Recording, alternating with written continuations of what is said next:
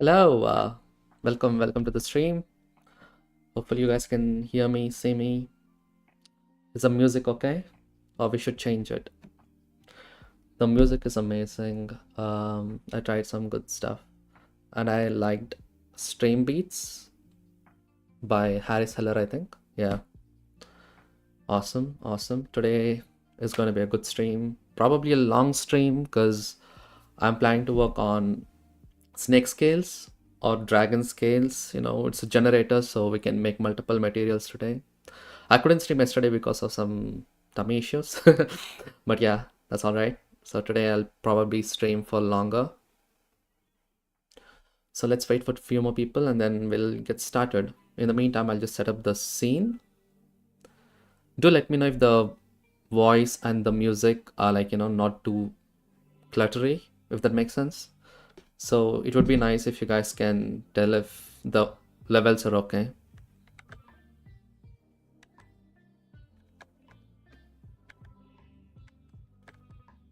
I can also change the music as well, so that's all right.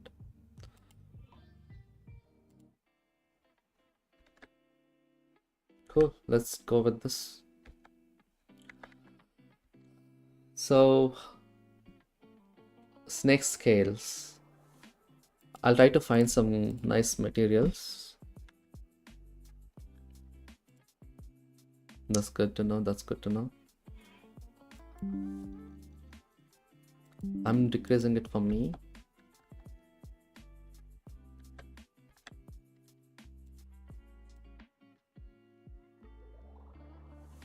Okay, luckily it's not affecting the output as well. Perfect. I'm going to Google some good references that we can find. So let's just Google snake scales. Yep, snake scales close up. I'm gonna if you guys are not okay with how snakes look, not the best stream for you, probably. I'm very interested in reptiles in general. So let me just save this image and I can pull this up on our stream. Okay, cool, let's see.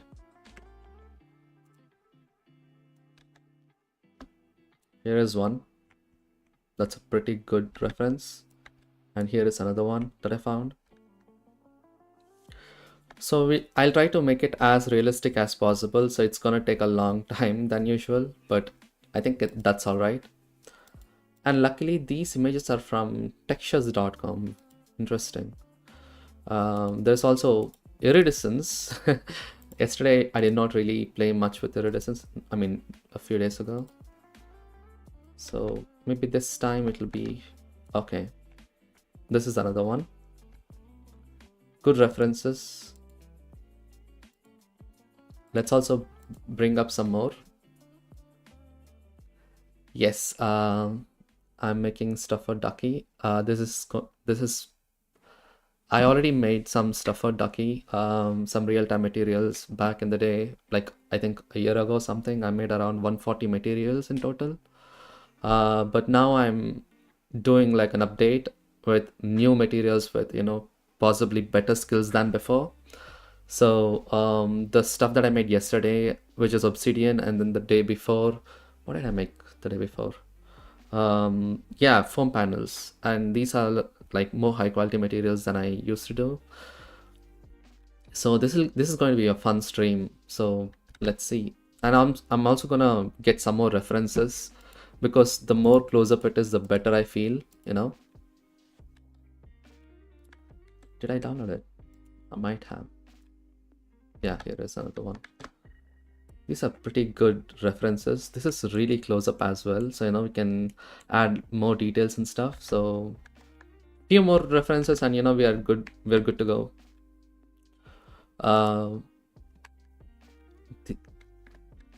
Do let me know if you guys have any questions. I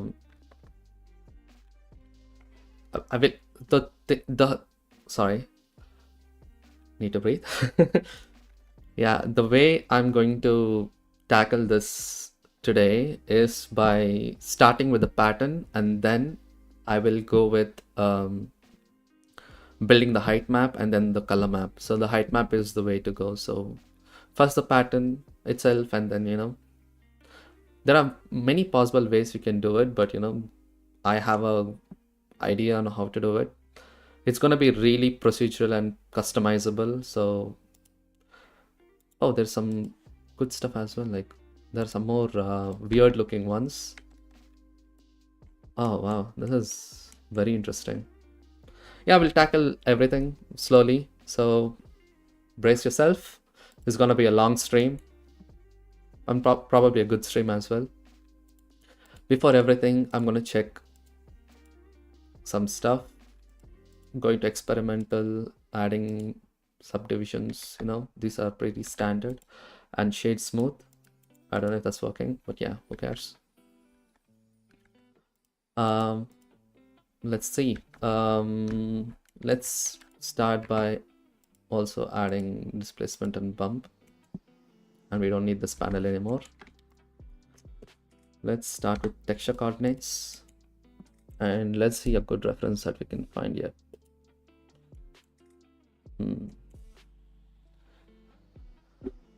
So first we need to tile.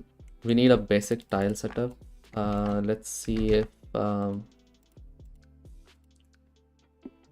let's scale this by 10 and let's use fraction. As you can tell, these are stretched. The reason being the UV map is not properly scaled, so I'm going to scale this by 2. Now you'll have proper square looking tiles. So this is what I wanted anyway. So next up, we need to, you can see there is a offset by half, I think. So we need to do that. There I'm going to tackle that is before fraction. I'm going to separate X, Y, Z and take the Y coordinate and, you know, use a normal math node and change this to snap by 1. And then let's multiply this whole thing by modulo 2 point. Where is modulo? Is it float modulo? I think it's float modulo. Float modulo by 2. That'll give you, like, you know, that. Next up, all I'm gonna do is take a multiply by half and combine XYZ. I'll tell you what's happening in a bit. I made a mask for every alternate rows, and I'm going to shift it by half along the X direction. So where there is black, there won't be any offset. Where there is, you know, a little bit of red, since it's along the X direction, it's gonna show as red. Hey, that's all right, Malcolm. Really amazing that you're here. That's really, really amazing. But yeah, next time we'll try to plan. I know you do every Sunday, like all Saturday night streams in general. I'm planning to do daily streams. I know that'll be fun. But yeah, thank you so much. Let's see the next time probably. It's awesome. So last time I did not organize the node setup, so today I'm going to keep everything really organized as much as possible so that it's not too confusing for me. So the way we are going to do is just add this. Now let's see that. There you go. Now we can use this control to basically offset. The reason it is slow is because I'm using adaptive subdivisions and everything. We can probably turn that off. Now see, it's really smooth. Adaptive subdivisions is going to cause some troubles at the moment, so whenever we need it, we'll just use it. If not, let's not touch it. And I'm gonna okay, let's do one more thing. So I'm gonna keep this at 0.5, and I'm thinking, should I bring this up instead? Yeah, who cares? That's not really the trouble at the moment. So next, here comes our main setup. So let's quickly rename this, call this base coords, means basic coordinates. Now let's build our pattern itself. Let's separate this into XYZ again. Now we have this and this. Good. If you guys know, like, sorry if I'm doing this too mathematically, this shape is called a parabola. So that is my first instinct, but we can try to, like, make it curve. We can start simple and then, we can do it as well. I don't know why I chose this one, but there's some more cool looking stuff, and everything has this really nice symmetry. I'll see if I can break the symmetry later as well, but for now, this is beautiful. I'm gonna keep this one as our main reference, why not? It's perfect, like it's really looking like a parabola. So first I'm gonna subtract 0.5 from this, like that. And I'm gonna subtract the y coordinate to get this. But we can do an absolute function here. Where's absolute? Here it is. God, where is it? The reason why I did this is because now we have this. Now by adding a power function, we can, make this like this. And with 2, it'll become a parabola. That is my, I don't know if you can see that. And to see it better, maybe I can invert it. You can see we'll get this parabolic shape. And let's also multiply this by 2 because it's going from 0 to 1. Like, because here this gradient is going from 0 to 1 along this direction. When I subtract 0.5, it will go from minus 0.5 to 0.5 rather than minus 1 to 1. So that is what I'm doing at the moment, trying to get it as much as trying to get the full range. So now you'll get like minus 1 to 1. And using a power function, I can, shape the curve. And then with subtract, I'll get this cool looking, pattern. We're almost done. All we have to do is just fill this stuff. So let's do how to do that. Also, let's see what ORITFX is saying. Would rotating the reference by 45 degree change your plane? Scales would look much closer if you already have. Yeah, sure. But it's like, it doesn't really matter like which direction I work with. I work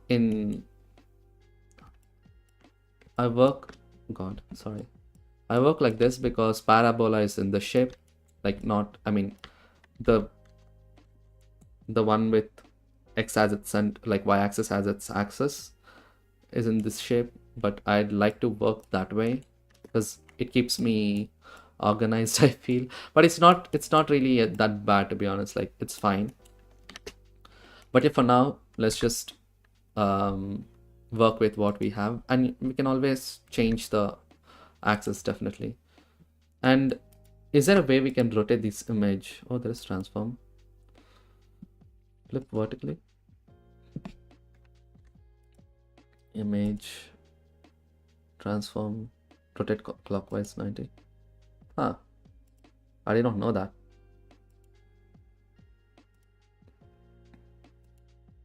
Okay, now we have this. Perfect. So now let's look at the how I'm going to get this.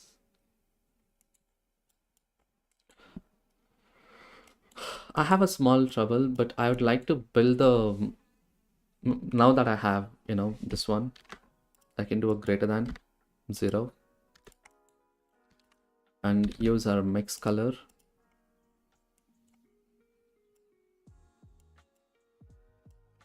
I mean, what I'm saying is I can bring this down. I can use vector math,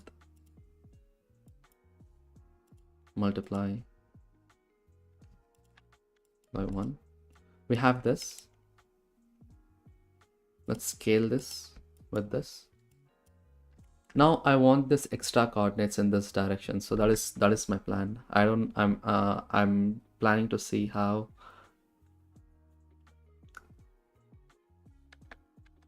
But some of the scales in the other reference have kind of straight edges, so maybe doing smooth min with a positive and the negative slope gradient would have more flexible than a parabola.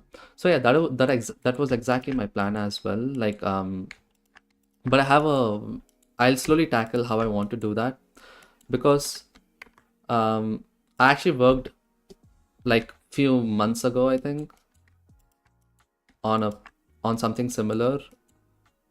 The thumbnail of this video is actually one which I did a long time back.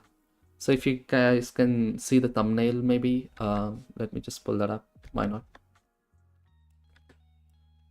Yeah, something like this.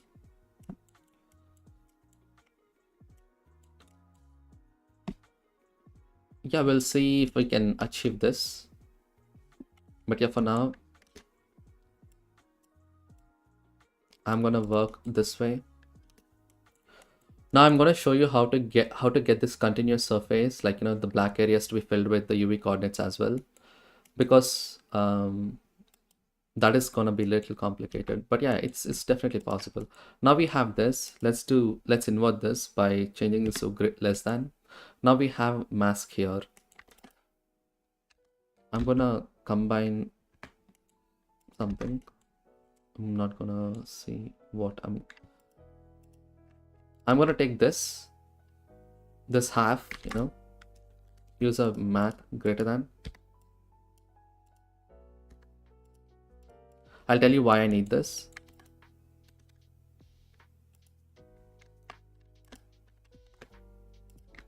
Sorry, vector math. Scale. Let's do that. I'm going to transform the whole coordinates using the scale. I can transform only this area using this mask, because look at that. I can transform this in either x-axis or y-axis just by adding to it. Now you can see I'm doing that, only that area, and leaving the shape itself like that. It's okay, or it affects. I'll see you again. This is awesome. So let's see. I want to transform this. I want this up. So I think that's the y-axis. So we need to move this one by y.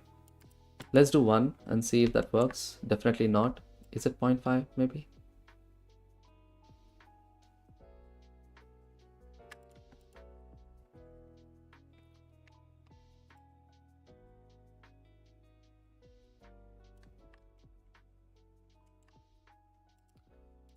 To see this better, I can do one other thing to match stuff. So let's do separate XYZ here and here.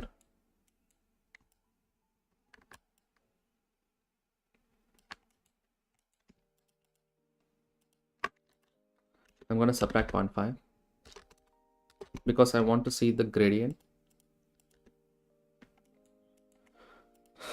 So now I have this.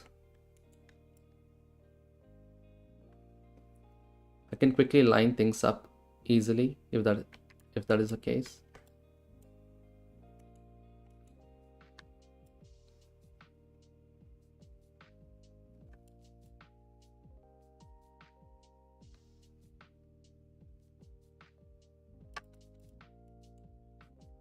I'm aligning things up.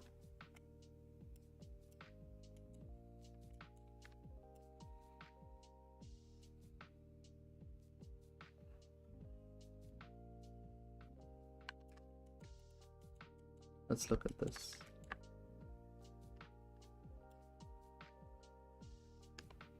So that is negative. Okay. I'm gonna draw something here to see what it is, but I don't think I can see it because the overlays are off. Yeah. So this location is at 0 at the moment. This is 0, right? But here we have 0.5. So this has to be 0.5. On this particular square, we have 0, 0. Let's do that. In this square, but in this square, sorry, how do I explain this? I'm going to draw this 2 here, okay? Oh yeah, never mind, I have a polygon tool.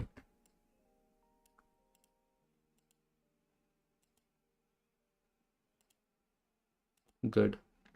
I hope that is looking like a polygon. But yeah, there is another one. Let's go to draw. So let's say this is square 1 and this is square 2, okay? In square 1, this origin, let's call this O. O1 is equals to 0, 0. O2 means origin 2, well, like this O2, not this one. I mean this point is called O. O2 is half in x-axis, so that is equals to 0.5, and 1 in y-axis. So we need to transform this from there, like we need to change this point, this 0, 0 in this particular square to 0.5, 1. So we need to do the math. What can we do is what I'm planning. Let's get back to this. Let's do that. Hopefully that is understandable with what I'm trying to say. So we need 0.5. So I think since we're adding, I think we should subtract 0.5.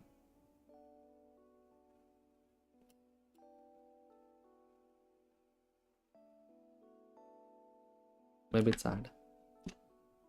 Let's do minus and minus. Okay. Can you see this? This is exactly what I wanted. Now this whole thing is continuous. But you can see since the square is detached from this square, I need this mask. Let's do a greater than, and let's multiply these two. So now only this area is moved to give you that full coordinate system, which is perfect, which is exactly what we want. In the same way, O3 is this one, right? Like now O3. I don't know why I made this so complicated. Let's call this 3. We need the same thing, but here the value is not 0, 0. The present value for O3 is 0, 1, correct? No. 1, 0. Because let's look at this. In this particular square, the end here is in x-axis it is 1, in y-axis it is 0. That is why. So 1, 0. So to do that, all I'm going to do is I'm going to duplicate these two. Instead of less than, I'm going to call this greater than, so that I'll have the we have this mask. Now we need the other mask, which is this. And let's multiply that to get this one. And let's add that. Now we need to change the values. The values in x is 1 and 0. But to do for 0.5, to make it to 1, I think we have to add 0.5. So again, let's add 0.5. And for 1 to make it to 0, we need to subtract 1 from O2. So let's subtract 1, which is negative. Is that working? It's not working. Why is it not working? I think we almost got it, but there's some small trouble. Let's see. The values are always confusing, so there's a little bit of hit and trial for me, but it's definitely possible. It is on the other side. So yeah, minus 0.5 and 1, since I'm adding, not subtracting. Correct. So now I got the full setup. Let's quickly remove this and let's group this into a nice little.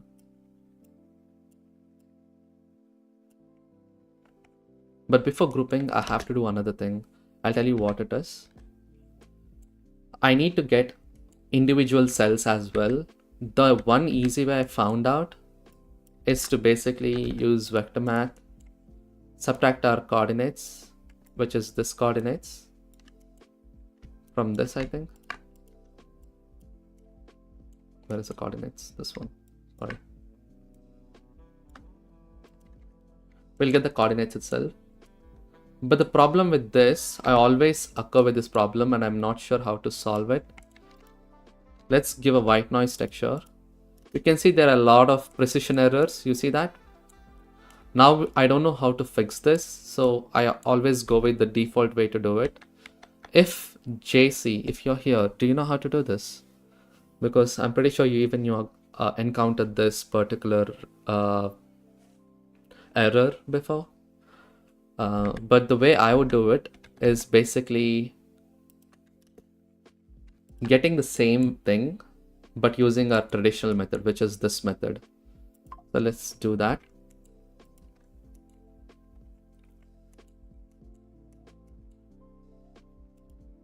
Let's let this. I'm gonna put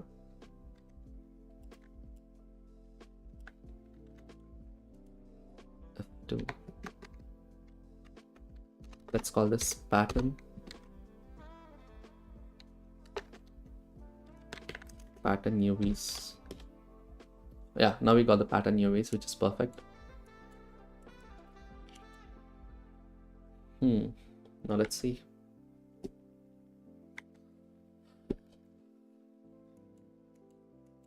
Before that, since we have the pattern UVs anyway, we can get the height map soon, but I want to get the pattern IDs as well. UV IDs like for every tile. So the way I'm going to do it is by duplicating this fraction and changing this to floor. I'll get, individual cells. Let's going to do Alt P here. Let's bring this here. And let's duplicate the same setups. This, less than greater than multiply setup.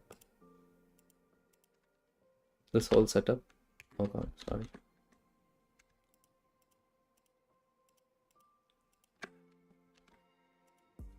Let's do Alt P.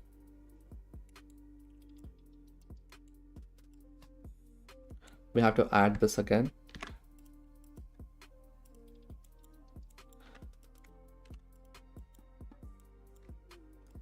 But here it is different because like the float coordinates is not going from 0 to 1, it is going. Yeah, I'm doing it the long way, JC, but the problem is if I snap it, I'll show you what happens. I mean, I'll just complete this first and maybe, I'll talk about that again. So right now, what I'm doing here is trying to offset this by the top value, which is probably, let's do zeros first. And we can, and let's decrease this scale by 5 or 2 maybe. Yeah, let's do 5.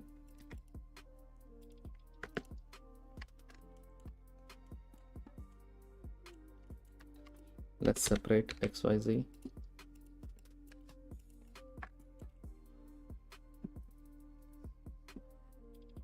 So the top one, this is 0 in the y-axis and this is 1.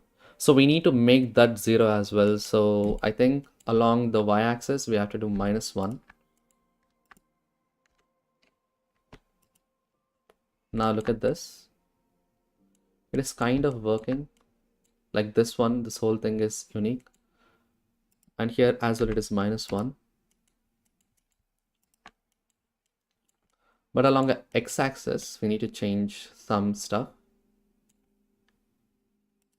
Let's do 10 now. Along the x-axis, I think we have to do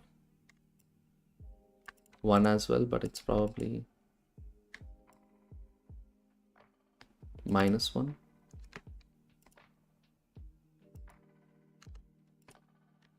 Let's take a look at this.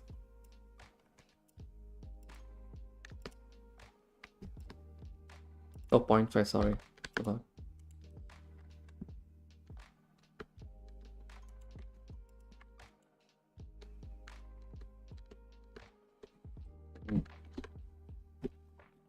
Interesting.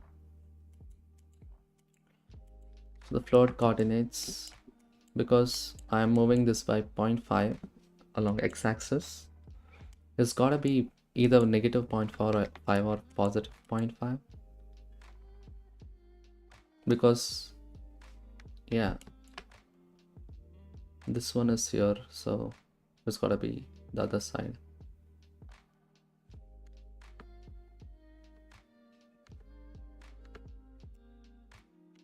Let's do 1 instead. Yeah, okay, that's it. We are kind of done. Is it? No?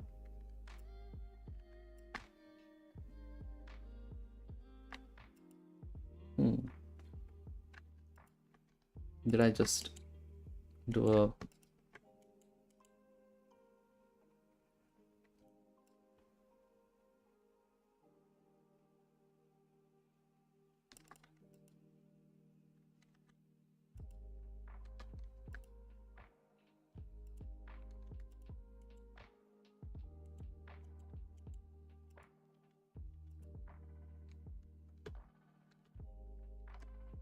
I'm literally... This is gonna take a bit longer than usual.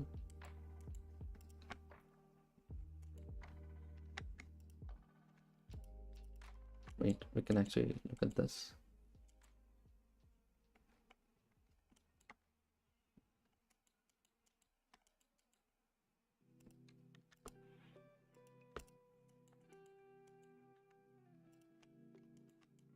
The y is fixed, I feel. The y is perfect. It's just the x values that I need to find how to do it. Let's slowly...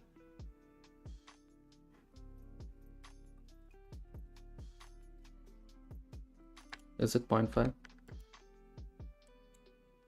Can you see that?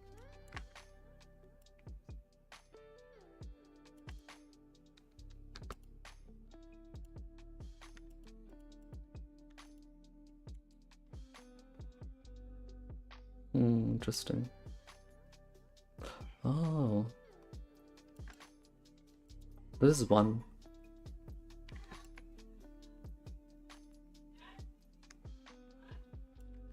Is it done? Don't tell me it's done.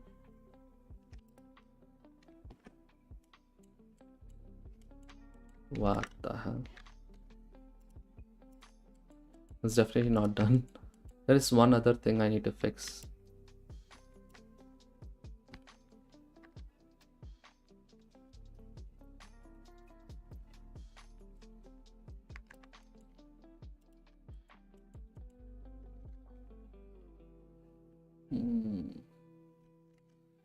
Let's come back to this soon, because I'm kind of wasting the time. Let's just quickly get the pattern that we did before, which is this.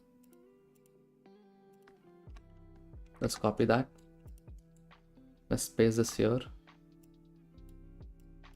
And let's look at that.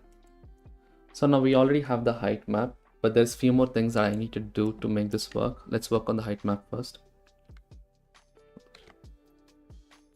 And let's add adaptive subdivisions and displacement. I'll tell you why this is not exactly working as I wanted. Let's get diffuse shader. And let's decrease this to 0.001 or 0.01, sorry, not 001. Can you see it? There are a few things that we need to do.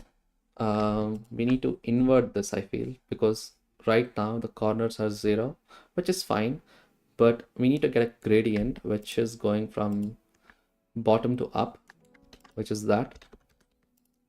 Invert this, subtract it by 1, I guess. No, since this is 1, this is 2, so I think we should do it by 2 and multiply this by 0.5. Now we have subtract. Let's do multiply.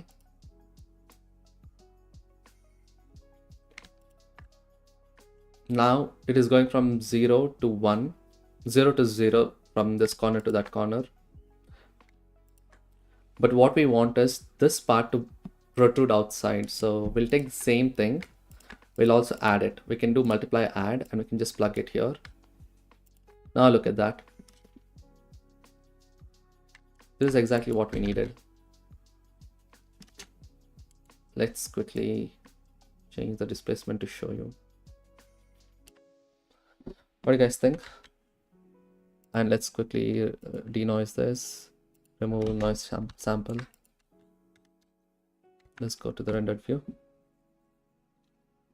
Of course, we have some issues with the displacement itself because the subdivisions is set to 8. Let's do 2. There you go. It's mostly fixed, and it will be more fixed in the render itself. So let's decrease this to 0.505, and let's give this a quick render. I'm gonna fix the other stuffs now, but look at this. We have little displacement issues, but I think that is fine because we can always. It's not supposed to be this big anyway, so we can fix that soon. That's not at all a trouble. But yeah, this is pretty good. We got the displacement itself. Now my problem is I want to fix this one. We're almost there, to be honest. Like, I don't know, like you can see, like this is one offset along the X direction. Let's do 0 here. 1, but negative. -2.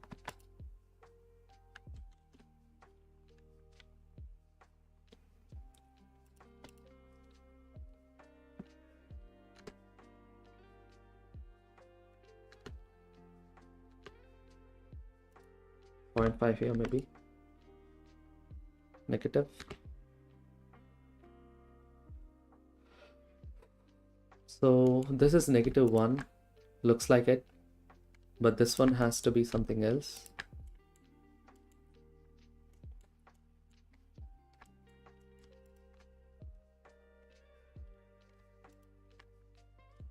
Y is okay. If you look at it, this value should be there, maybe. That's okay. And this brightness value is somewhere down there. So what if I do 0 here instead? Not in the Y.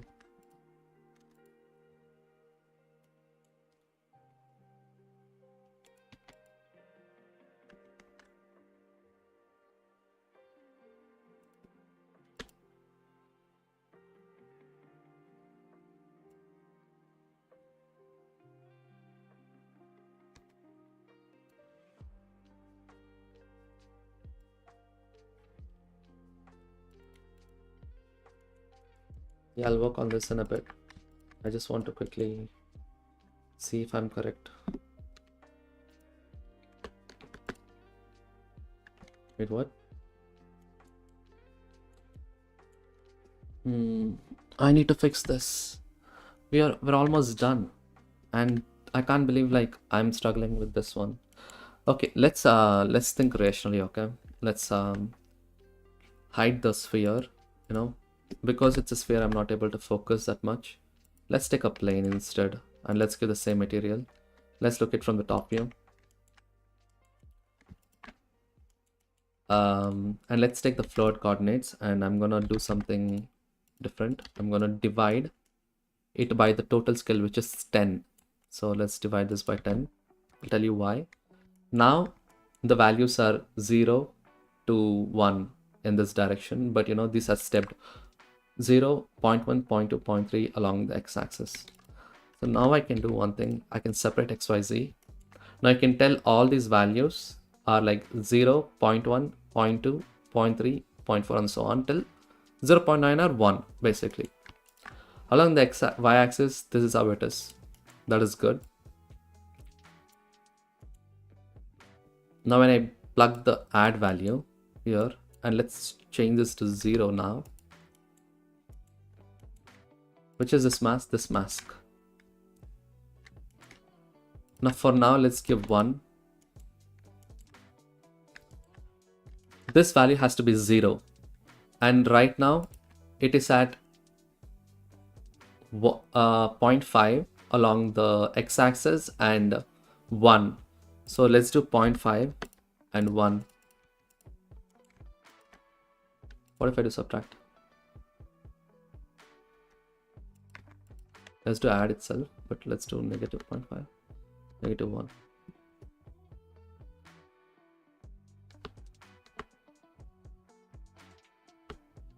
Let's do another thing. X. Oh yeah, -1.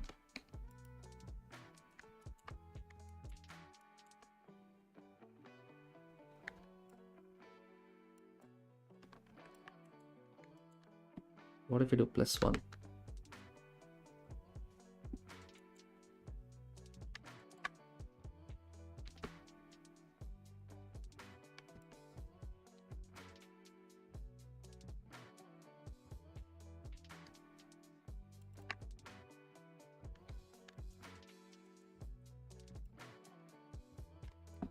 Now, let's look at this instead.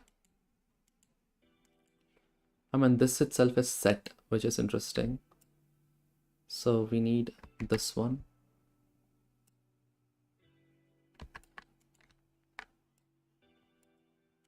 That. This one has to come here. You see? This has to be 1. It's only working for this. Why is it not working on top?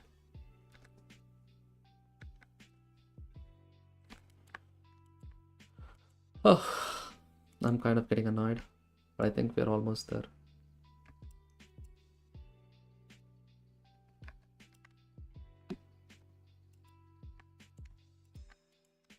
Oh, wait. Is this why?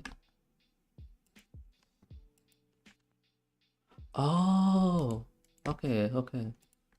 Maybe there's a very high maybe. Let's do math, multiply. Let's take our,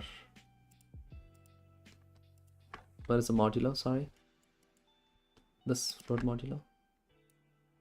What if I just multiply this here? Of course, it doesn't work that way, but just.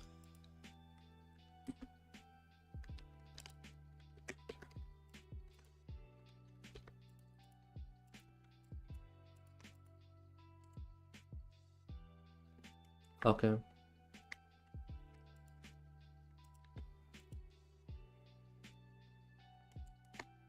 We're almost there, I feel. It's just these two values are kind of annoying me. Y is good, so we don't have to touch Y. Like, look at that. That's beautiful.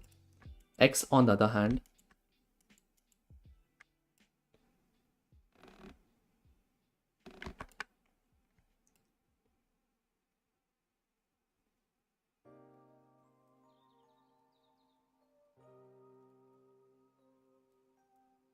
look at that.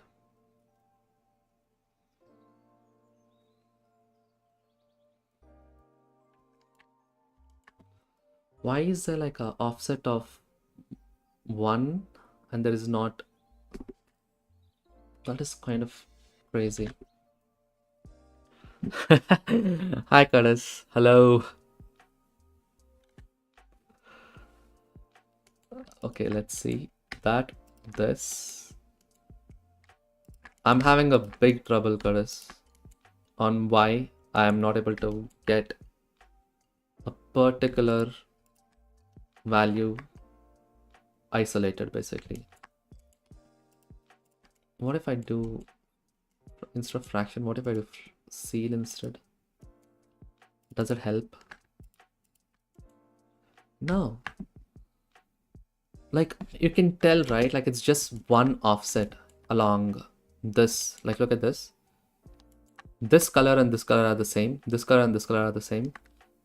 It's just somewhere I'm just, maybe I should do one other thing.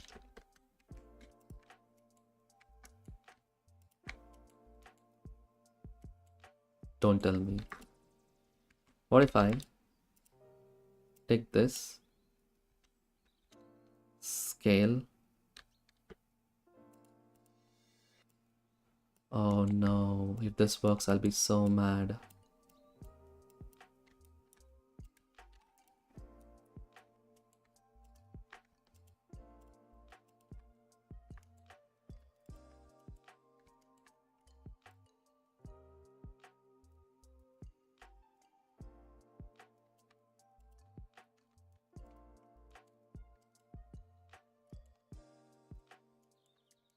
All the alternative stuff are working.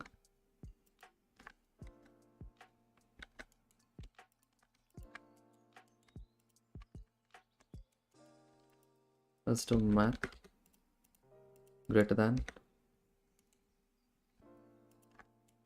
You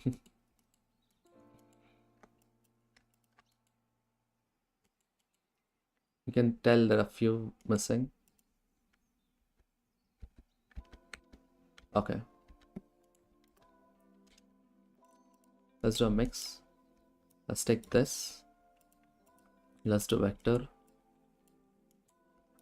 This and this. What if we keep that there?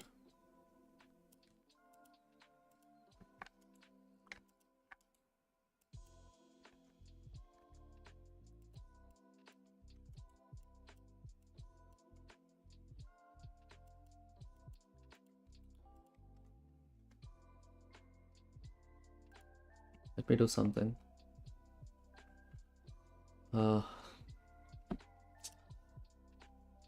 I'm so sorry if I'm... This is how I fix my... Yeah, this is how I fix my errors, I feel.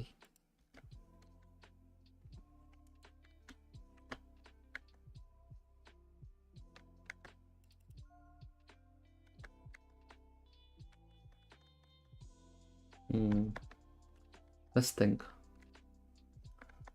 Why is this not working?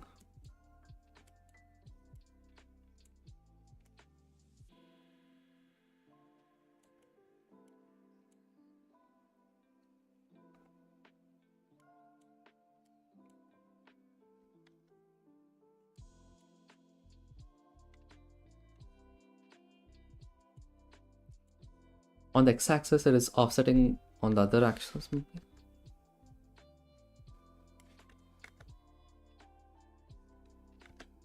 Or am I using different? Wait, we're almost there. This has to be on the side.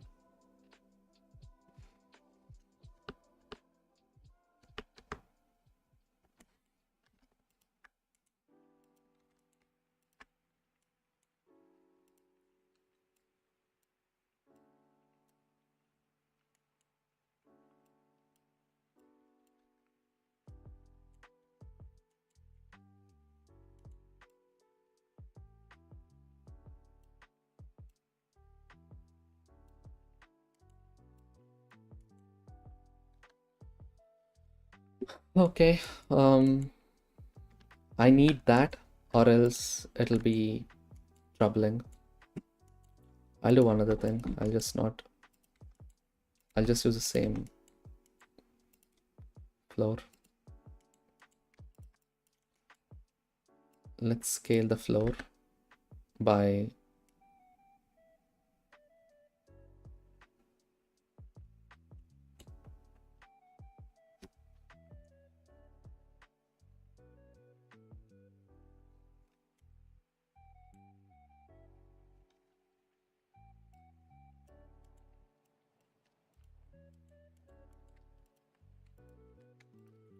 Separate XYZ is showing us something.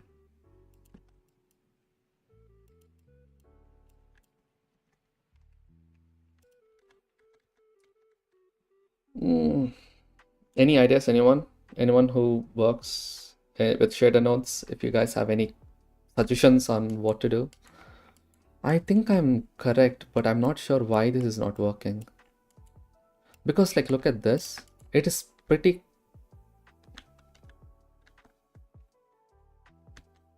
Where is that? Sorry.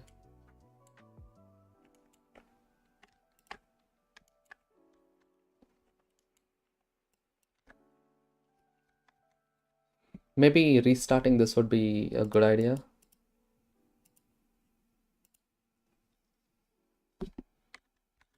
Yeah. I'm gonna... Oh, damn, I haven't saved this. Where shall I save it? Ducky, snake scales.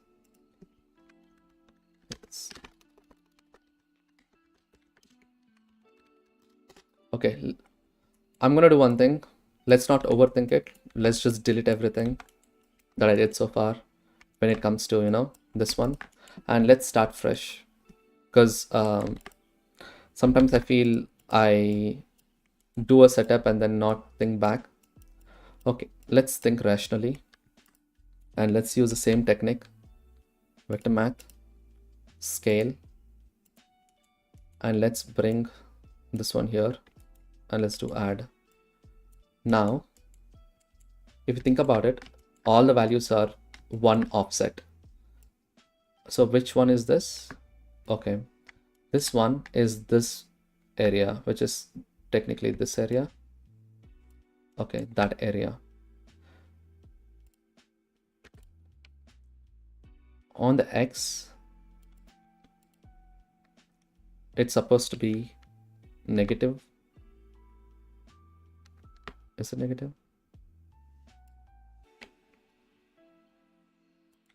Let's do one there. Is it negative? Negative. You can tell it's all offset. This one has to come this side. So let's add 1 along x-axis.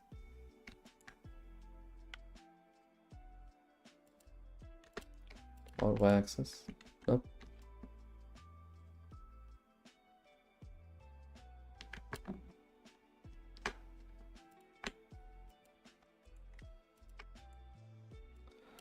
To the floor. Yeah.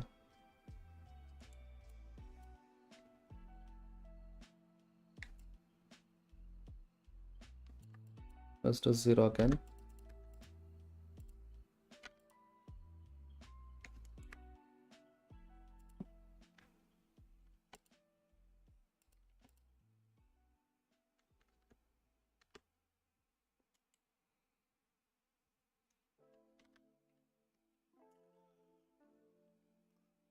What is Gangs of Wasseypur? Oh, isn't that the film? Sorry, I haven't watched that movie. I was going to watch it at 2x speed from the beginning to catch up with what you've done so far, which would have taken about 25 minutes. But maybe I don't have to if you are wiping the slate a bit right now. Yes, yes, that's good. Because I think I'm correct. But there is a small trouble because I'm not able to find the right you know, wait, what if I use this instead? It's almost there. It's just that, like, see, half is fixed, but on the y-axis it is not. Let's just separate XYZ. And also let's do quickly divide this by 10 again, or scale 0.1. That's fine too.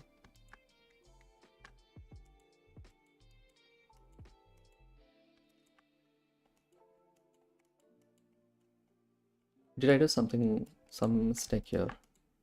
No, that's fine. Snapped it by 1, so 0, 1, 2, right? Load, so everything else is perfect. This is good. It all works here. That is fine. That's totally fine.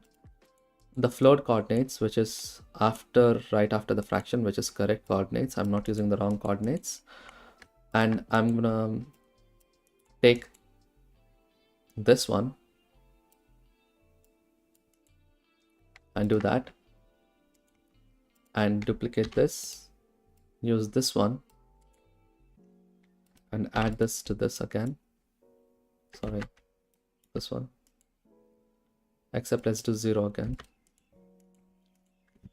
Is this one the same? No, it's not.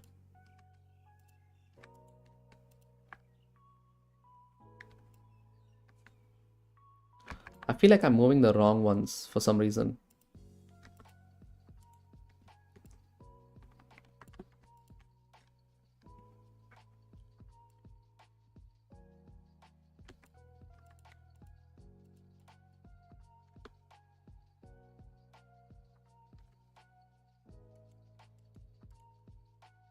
Look at this. This whole row, which is basically math. Let's do snap, modulo, float modulo 2, 4 maybe, or 3.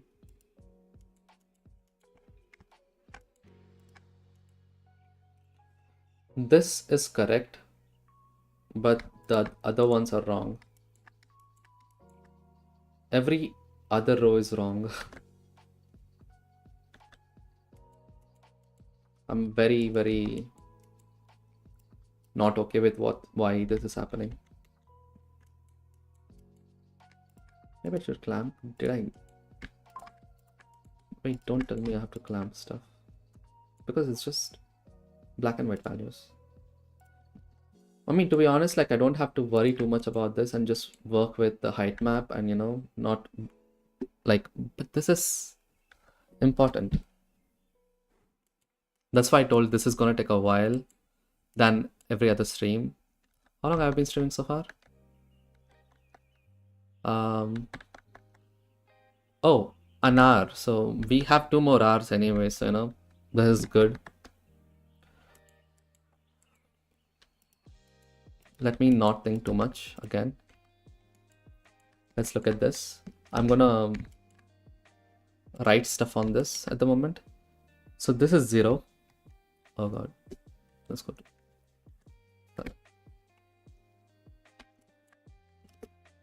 I'm gonna write some stuff. 0, 0, 1, 0, 2, 0, 3, 0. I think this is good enough. But on top, that's not how it goes. Because if I do this, here it is 0, 1. Right? Where is 0? D 0, 1. But with the offset of 0.5, right? This will become 1, 1. Oh god. Again, I'm hiding everything. 1, 1. 2, 1. Wait, 1, 1. Is it x-axis? X-axis is going, yeah, 2, 1, sorry. 3, 1. So now this will be 1, 2, right? Let's look at that. Let's separate this. Let's use a compare node map. Compare 0, 0. This one is 1. So that Control Shift D 2, which is that 1. It is not 1. Wait, what? This is 1. Huh. This is still 0, huh? Oh, that is sneaky. Don't you think? Look at that. This is all 0, 0, 2, 0, 3, 0, 4. Wow. That means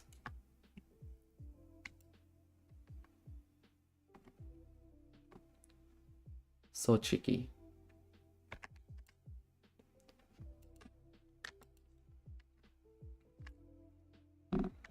Now let's do this setup. G here.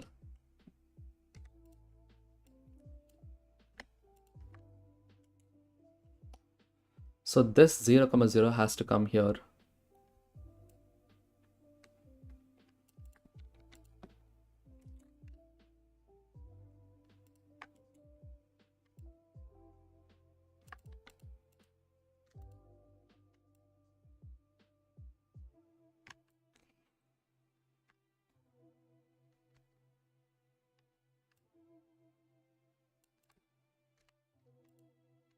Now look at that.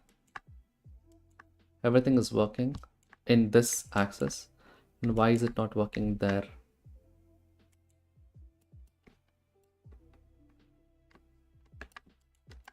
I have a theory on why that is happening.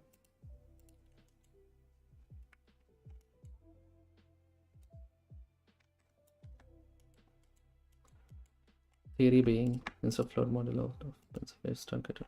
No, that doesn't really matter. Wait, did that actually change it? No, it did not. Oh yeah, snap.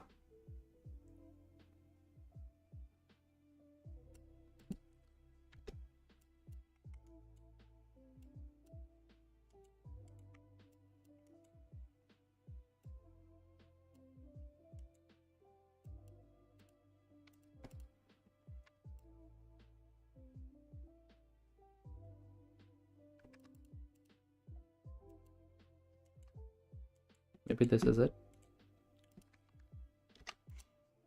Now let's just duplicate this and give this one here and plug this there, and let's add something to this. 0 here.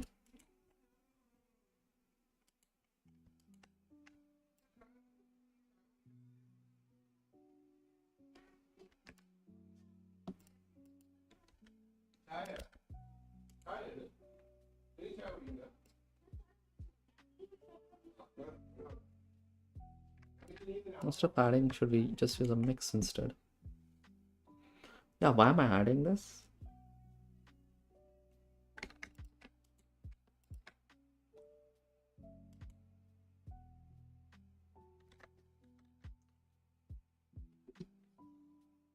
I was going to watch it. Maybe I don't have to if you're wiping the slate a bit. Is your X offset 0.5 or is it minus 0.5? Correct. My X offset is 0.5. So what if I just do subtract here instead? I have a theory like why this is not working, but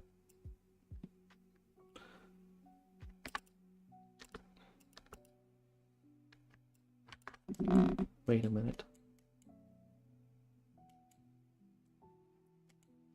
Am I using this one? Absolute. Am I doing something else here?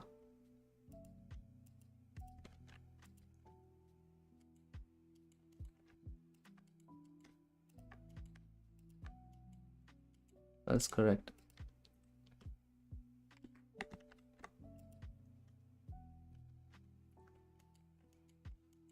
See, it works here, but for some reason it's not working with when it comes to this stuff. That's very weird.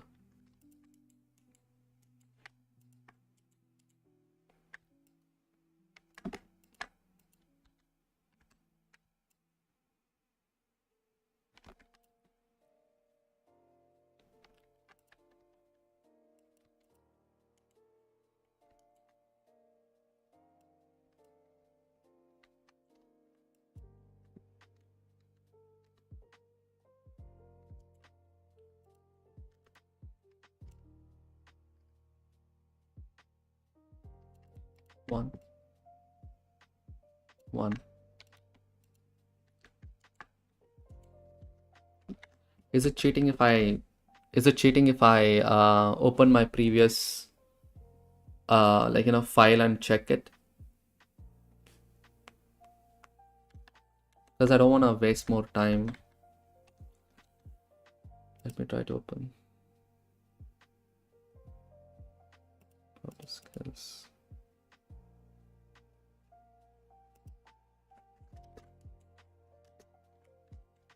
What did I do here?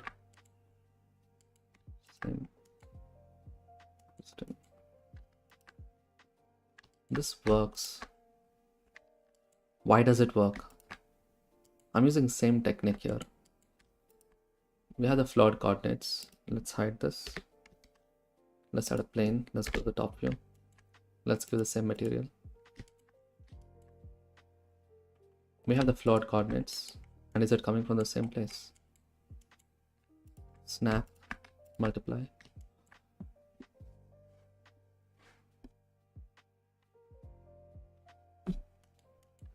Okay.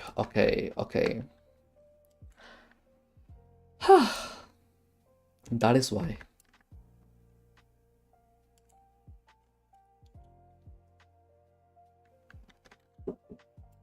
We are correct, except one thing. We don't need this float modular. I'm using the float modular there. Just this is good enough. But still, how does that make a difference? Oh, I'm so dumb. Because the values that I did are correct, except we had like a small trouble elsewhere. Let's try this again. 1 and 1.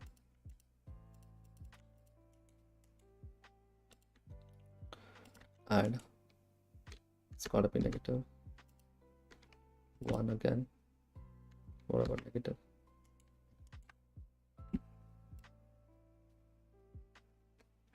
I don't know if this is actually working. Yeah, let's do 0. Let's take 1 at a time. So we have this. Let's do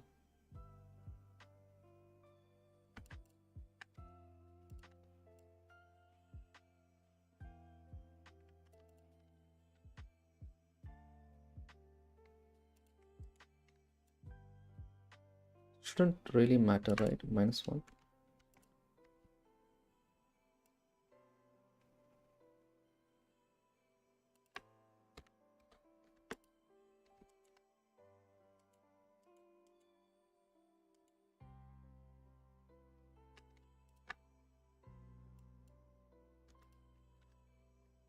There's no cheating in the world of troubleshooting. Yeah. Wow, that is a pretty good line, to be honest. I'm very impressed.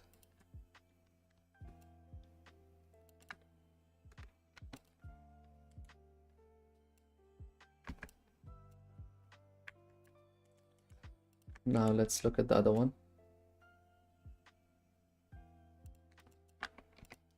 And 1. Let's do negative and negative. Let's see how far we can push this. We're done. Wow, it's the same value. See, we have been playing the same values, except I did some stupid mistake. I was thinking, why is it not moving? So sorry. Now we can... I think I wasted so much time. I'll do one thing. While I edit this video, I'm going to just, cut this troubleshooting part out, or maybe I'll leave it. To be honest, I think I can leave it. What do you guys think? Wow, I'm so mad at myself. Okay, anyway, let's get back. Let's quickly organize this stuff.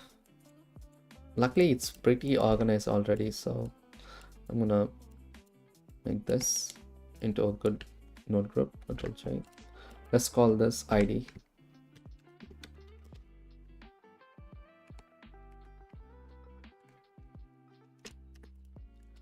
Good. Now we have good stuff. So let's quickly add a material, principal shader. But when we look at our references, I hope we have the references. We have this line in the middle in most of them, except this. Let's go to another reference. Oh, yeah, look at that. We have that line. Let's get that line. So we have this, right? Actually, we have the absolute as well. Let's do a math. Invert this. Let's do this instead. Yeah, because we'll get that 0 to 1 range. And let's use a math node again.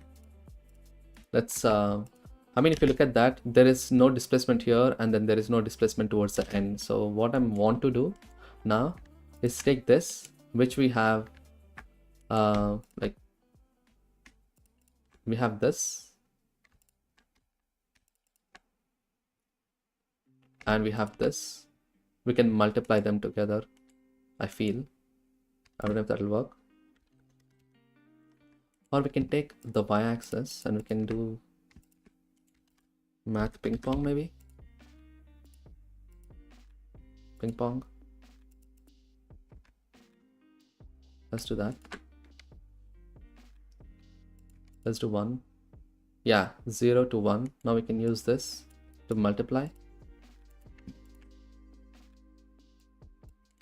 Now we can use a math power node, maybe. Let's do 2. Let's try to add this mix color. Let's add. I'm pretty sure it's gonna not look exactly like that, but you know. Here is where I want to make it smoother. The way I think I would want to do is, without the absolute, let's take one small idea. Let's take this, multiply this by -1, basically inverting it. We'll get the other side. Now take a math node. I'm going to delete all this. I'll tell you why. Smooth maximum with this, without the invert. Now we have a way to smooth the center like that using this distance function. That's really handy. What do you guys think? Because it often helps people learn they see how others overcome difficulty. Hello Kevin, sub change. Sorry if I don't understand Hindi. But yeah, I hope this I hope you can say it again with not Hindi probably. You can say it in English maybe. So now we have this. I'm gonna invert this again using 1, except it's going from 0 to 0.5. So let's multiply this by 2 now.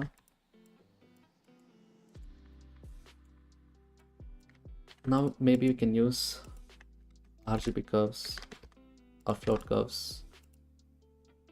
Let's do that, float curve. And let's put that here instead. Look at that. But we can contrast it.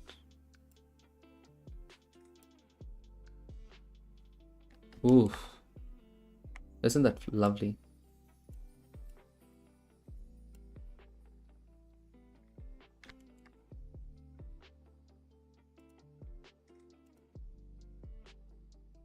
Let's do it this one. My plan is to do this using math instead of float curve, but I think using curves is pretty good for this sort of stuff. Except like, if I look at the displacement, it is coming from all the way from here to there. So I need a way to basically, you know, minimize that. Let's see. I'll use a math multiply into 0.2 maybe. There's also one other thing that I want to do really quick. I want to change this value, like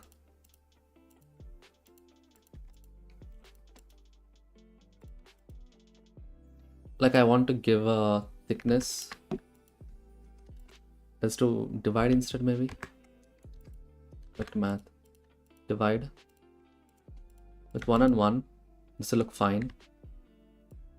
But when I decrease the size or increase the size to 2, I'll get the more flatter looking one, which is amazing. So let's do combine XYZ. Let's do 2 1 1 maybe. Look at that. Flatter looking ones with more scale. Let's do maybe 100. Ooh, look at that. That looks super spiky. So let's bring this to 2.5 and let's see how that looks in rendering. Ah, that is lovely. I like that a lot. What do you guys think? It's all good. Yeah, hey, hi, that's awesome.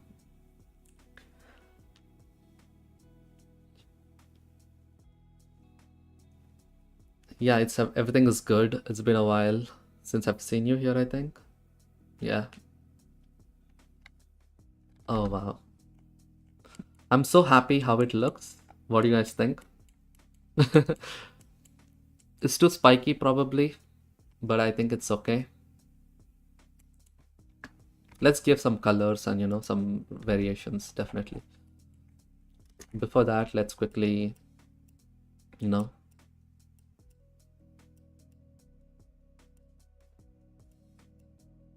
organize this. Control J. Let's put this right there.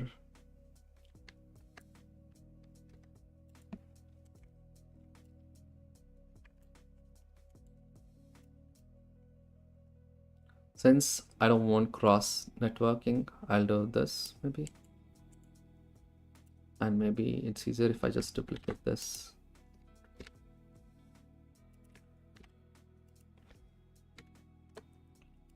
Yeah, even though it's adding too many nodes, I think I would prefer keeping the node setups different.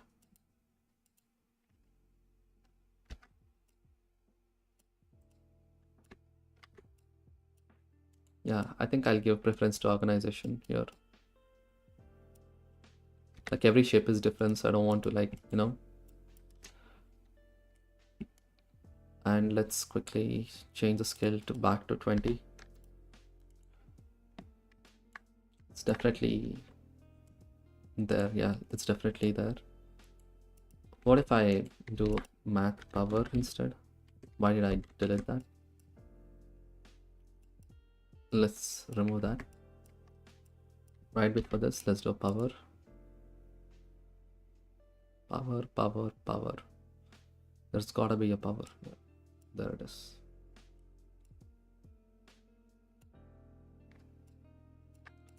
Yeah, this is fine too. Look at that. It's just a tiny little slither. Now, to this is where I wanted to add that y-axis stuff. So let's do that. Let's do a math divide. No. Subtract 0.5. Or let's do ping pong maybe. Yeah. Let's do power again. Let's do power of 3. 2. Or maybe power underscore. And let's just multiply this here.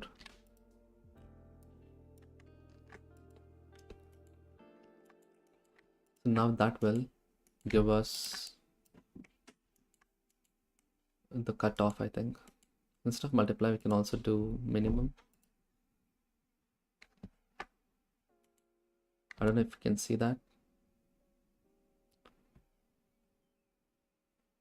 Yeah, it's just gonna leave that little dent only in the center, just like that. I mean, it's a look, so why don't we utilize that? And we can also increase a factor to make it. Yeah, I think I prefer this, to be honest. Let's just smooth minimum with 0. Now you see you'll have that pretty ugly looking thing, so it's always good to smooth it out a bit. So 0.5 was good, I feel.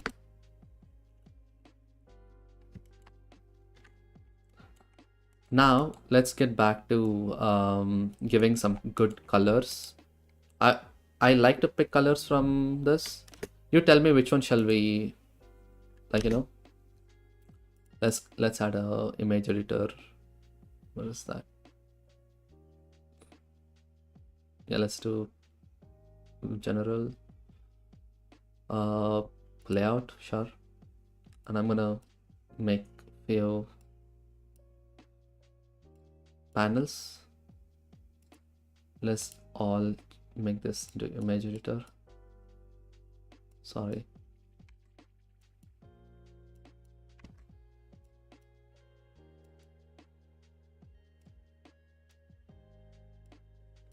Again, I'm gonna do 4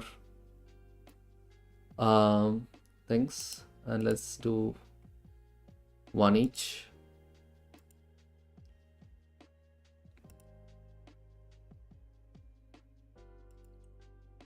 Not that, sorry. That and this. I'm gonna number them. 1, sorry. Number 1, number 2, number 3, number 4. Perfect. Since we have around 6 people, so I'm gonna put a poll again. Start poll. Add options. 1, 2, 3, 4. Choose the snake type. Start poll. This is only for color references. So you can choose, there are 5 people, please don't choose 5 different options. That would be hilarious, but it would be nice if you guys can choose whichever you guys want. We'll try that. It's fine. Option 2. I knew it. Option 2 looks super crispy, very flaky.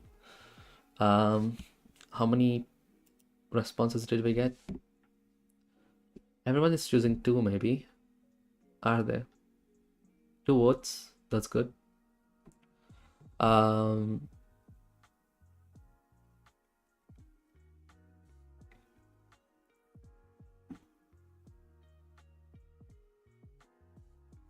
just waiting for another vote. Let's see. The 4th one, I mean, it's gonna be complicated, so it's gonna take a while. So this is fun. I mean, I'm actually having fun, so that's fine. And also the colors looks pretty bright and looking pretty nice in that. I observed there is a lot of subsurface scattering as well. I never realized in some of the snakes, so that should be fun. Okay, it's fixed then. We are going to do the second one. So I'm going to end the poll right now. 1, 2, 3, end. That's it. So choose a snake. We did 2 for 100%. Even though it's 2 people, you guys chose it. So I'm going to go with it. So let's quickly change our snake to this. Okay, wow. Now to match the shapes, let's go to the dimensions. Let's along the x-axis. It's almost there. Perfect. And we have this very lengthy looking stuff on each spine. So we need to play with this.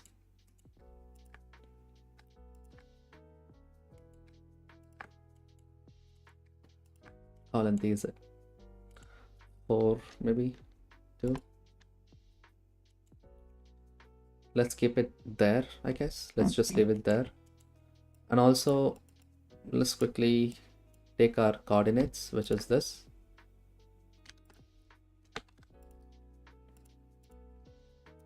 Let's bring this here. I'm going to subtract 0.5 along one direction.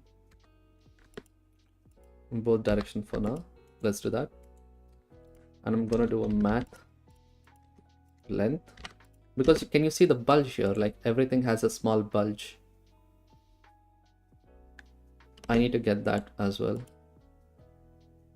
I don't know why I call it bulge. I'm sorry. As usual, I learned some stuff by watching your struggle. This looks great. Watching, unfortunately, children need food to stay alive, so that is my focus now. Take care, everyone. Awesome. Nice to have you here, David.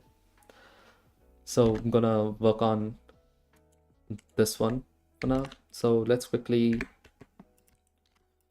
invert this using a math subtract from one node. Yep. And let's quickly bring this down. Wait, why did that happen? Didn't we not center this? Oh, I added another subtract node. Damn it. That's why. Okay, let's quickly bring this down somewhere around there. And what I'm going to do is let's do 0.3. And I'm going to stretch it up using a multiply node, 1 and 1.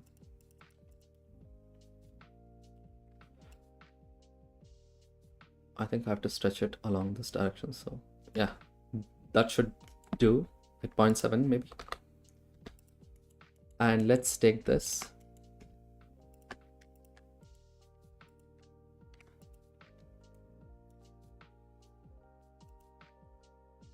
Smooth maximum maybe. And for this to work, we need to divide this by 0.3 again. And map range. That's just smooth step. Can you see that?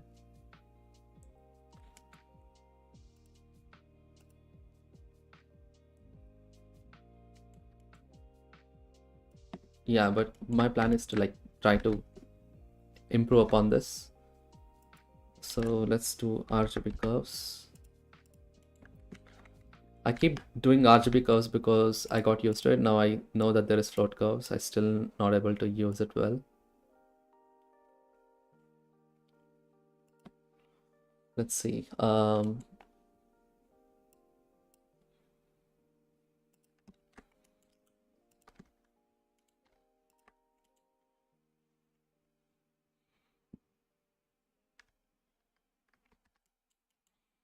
Let's raise this up slightly. Somewhere around there, yeah.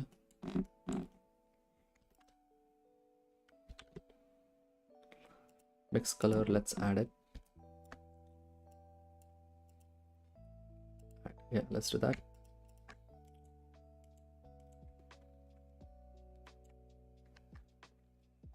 It is very smooth in my opinion. So, but then the one which I have right now, it's very not smooth. Subtract. I'm trying to smooth it up a bit. 0.2 maybe.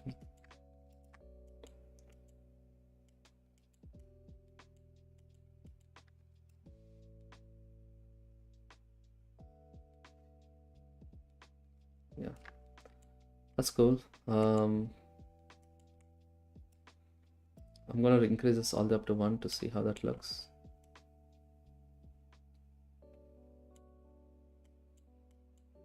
Yeah,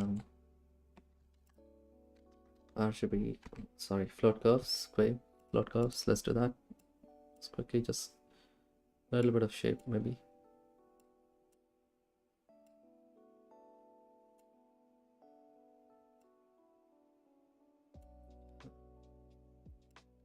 And then let's make this into smooth step instead of smoother step. Is that looking smooth enough? And now we can always decrease this back to 0.3 or something. Yeah, let's leave this at here. And let's change the colors. I'm gonna pick the colors from here using a mix color.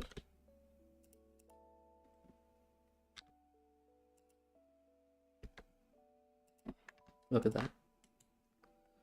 Yep, that's our color, but now let's increase the roughness all the way up to there. And let's add some subsurface scattering. But we'll come back to subsurface scattering a bit more later. I'll just remove this at the moment. So now we need to select some stuff. So I'm gonna take this. We already have the UV map, which is this. Let's add a noise texture.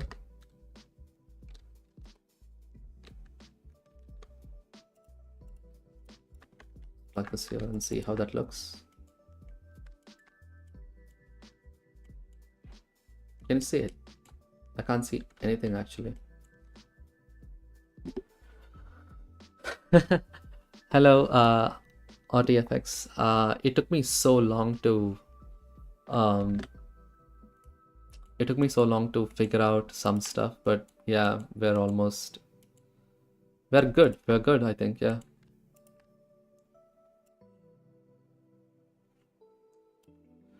The reason why I'm trying to use a noise texture is, there's a reason, I'll tell you why, but let me quickly divide this by the same value as this, which is 20. There is also one other thing I want to do. You see this? Now it's like a UV map. I can actually use good noise textures, you know. If I unnormalize it, I'll get patterns like this. This is why I'm trying to choose this one. This is amazing. Without normalize as well, I can just simply use a math subtract 0.5, like greater than, you know. I'll get that clumpy looking stuff to use as a mask. Let's do around 0.5, yeah, why not? Like 0.49, 45, 48. Now let's use this as our mask. I'm gonna keep this stuff above, like, you know, all the UVID stuff on top here. And now that I have that, I can use this as our start. Now look at that. We have a good start, I feel.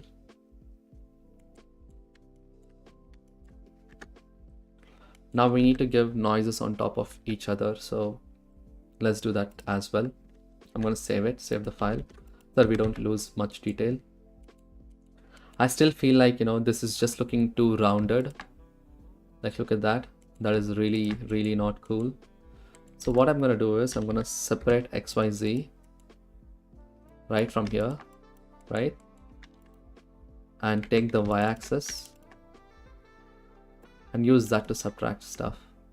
I'll tell you why, but when you look at it, you'll know immediately why. But before that, I need to multiply this by 2.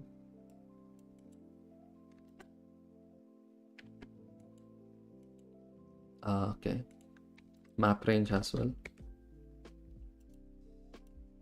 -1 to 1 to 0 to 1.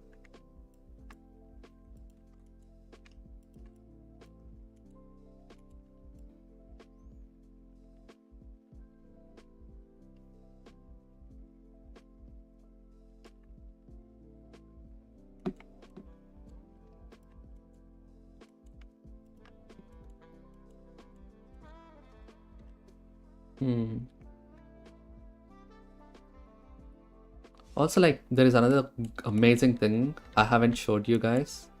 You see the power, right? That one. Let's add a value. Let's change this to 2.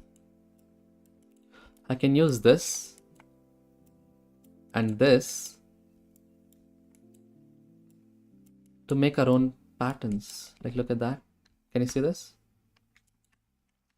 Look at that. I can change how sharp these are. Like, look at that. We can go crazy with it. I completely forgot I have that control. Let's do 1.5 so that it's more sharper like this. Weirdly enough, we can also add noise to this. Like, I can remove this. I can add a noise texture.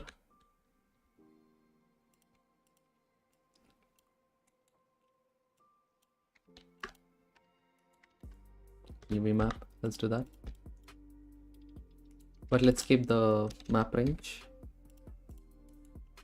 from, let's say, 1 to 2 maybe. Look at that. I don't know if you guys can see that, but yeah. Let's do 0.5, 0.2 to 0.8.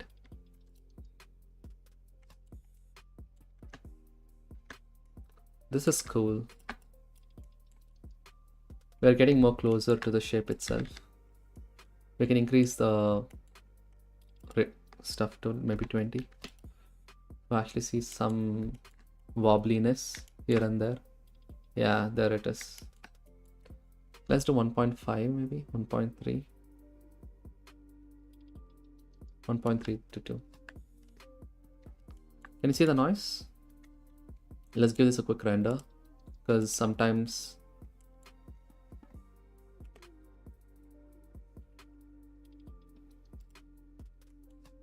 yeah, you have that wobbliness, which is amazing.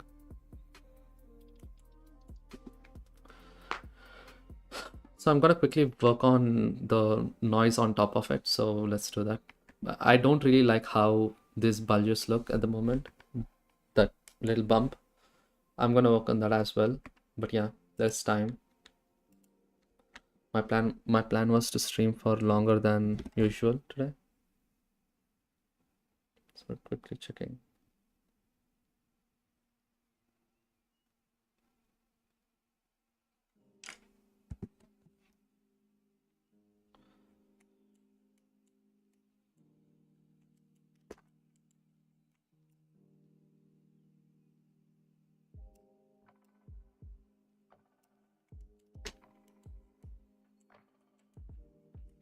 Also, let's decrease roughness a tiny bit. So yeah, so my plan is to, the one reason why I'm finding this little weird is because the noise texture seems to be stretched. Like if I go all the way up to, not here, sorry. Let's add a noise texture. And if I just look at, our noise, is it stretched? No, but if we do this, yeah, it is getting stretched. So we need to compensate that. The way I'm going to do that is by taking this, dividing.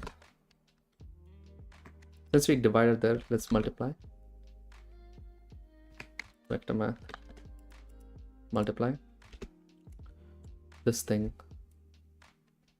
Oh god.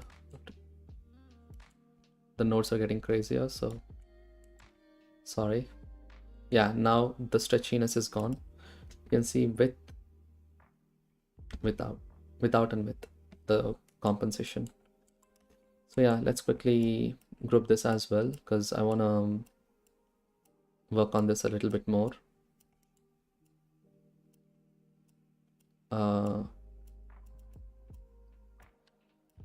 Control J. Let's quickly plug this there. Let's work on the noise. I'm gonna bring this up as well. Oh no, sorry.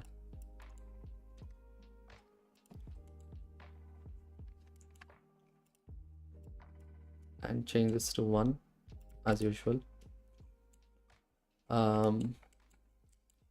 Now the noise that I'm going to do is going to be, can you see, like if let's observe this, okay?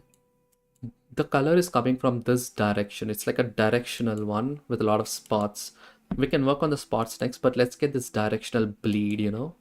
But the problem is like with this particular noise, the noise bleed is happening here. So what I want to do, at least I think would be good, is taking the same noise texture that we have here,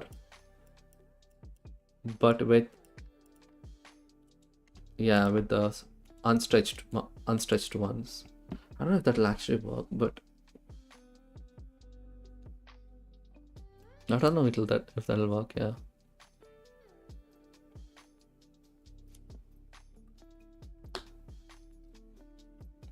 Yeah. So we have the UV map, right?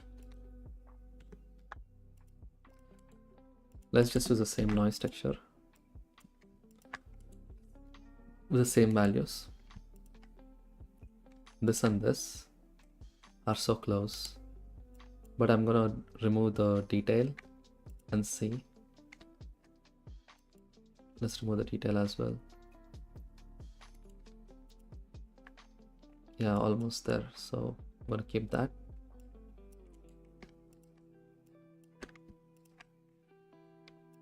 Let's do one. I can randomize this by adding the white noise, the color, so that everything is random. Now we can use that as well. Let's do 2D noise texture instead of 3D. Sorry if I'm not checking the messages. Quickly checking. Okay, none. That's all right. I'm kind of focusing on getting the noise per tile right.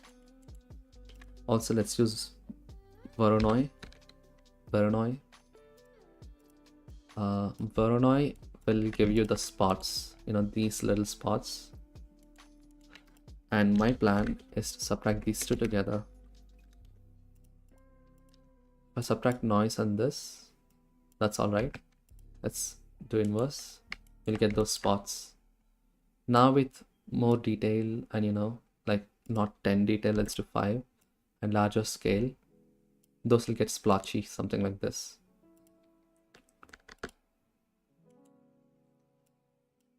Another thing is we have the random value. We can use that and use map range. We can map this from, let's say, 2 to 5 and use this as our scale instead, so that everything has a different random scale. And use the same thing here as well. I don't know. Yeah, it does help, but let's do 4 and 7 maybe.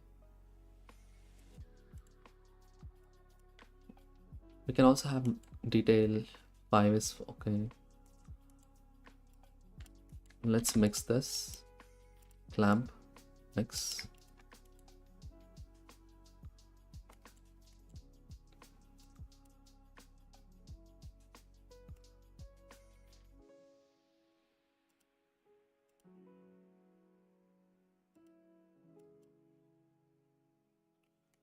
Let's do that.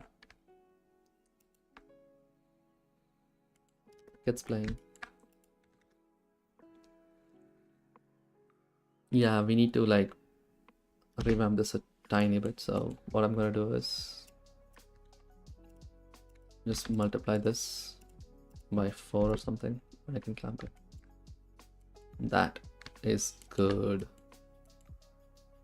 Let's do 2 instead. 3. Yeah.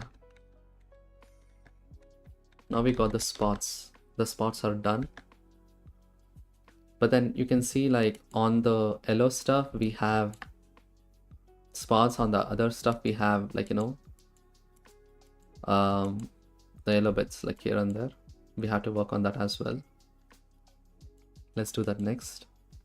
But if you look closely, can you see in this, there is like a streaky pattern, like it's going like this, and there's also like stuff like this.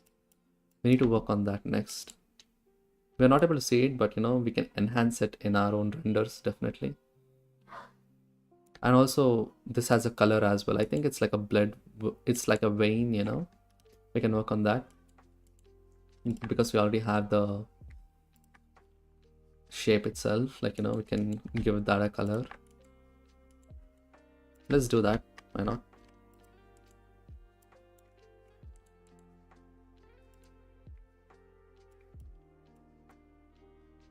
Can you see it?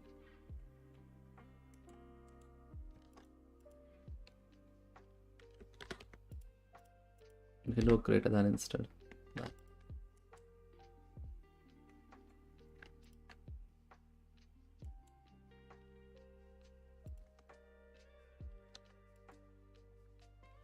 Math. Let's do power 2. Does it work? 5.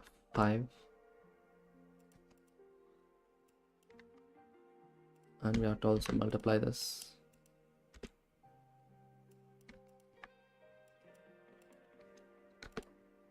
4 in clamp. Let's do 4 here.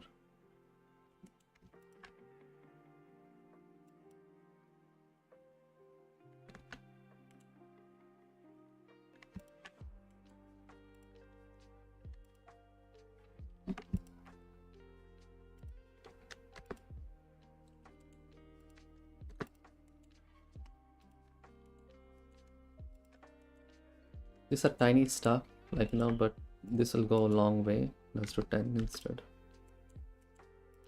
Maybe that is slightly visible. I think even this is slightly visible, so we shouldn't be. Hey Martin, awesome, thank you so much. Plan is to make this work by today. There's also bump we need to add. I'm only using this color for some reason. That too, I'm using multiply. I'm not using mix. Should have used mix. Yeah, of course, should have used mix. 1 maybe. 5. And let's mix a decent color. Like, which color shall we mix? I mean, I can see a veiny blue color. That's why I did that.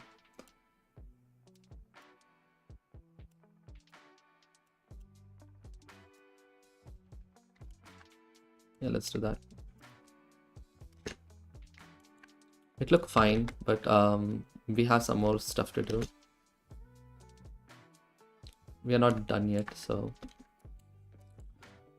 since we mixed this color, we need the same thing to happen, but instead of multiply, we need to do like add. We're going to do that, but we need to get the mask for the black ones. We already have that, which is this. So let's take that, math, multiply. But instead of that, let's do subtract. Let's do that.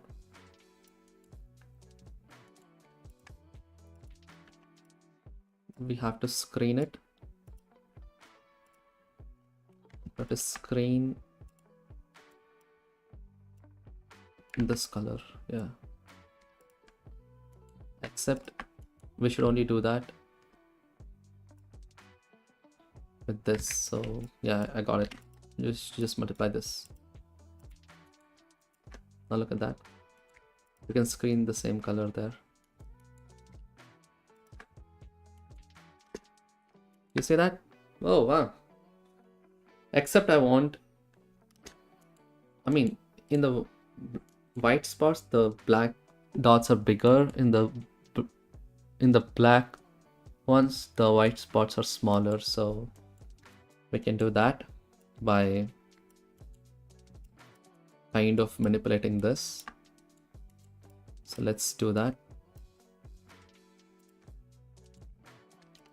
To math.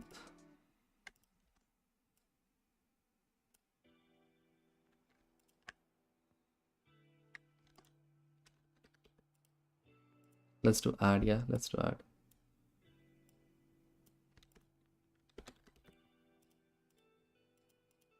Let's do 5.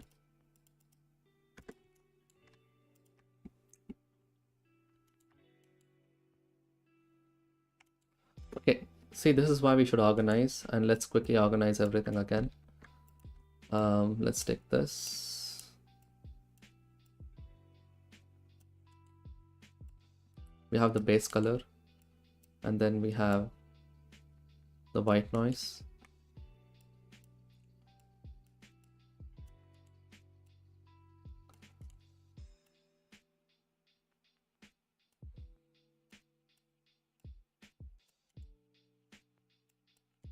Let's put this in a group as well. And then we have this stuff. And these two will go up.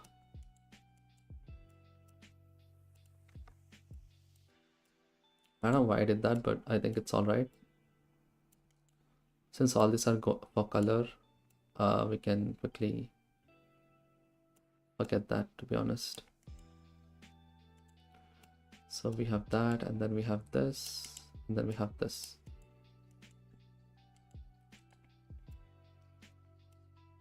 Let's leave the displacement alone.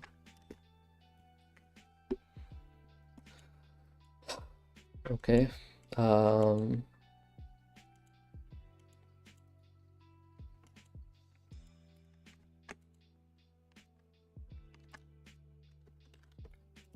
have another theory what to do.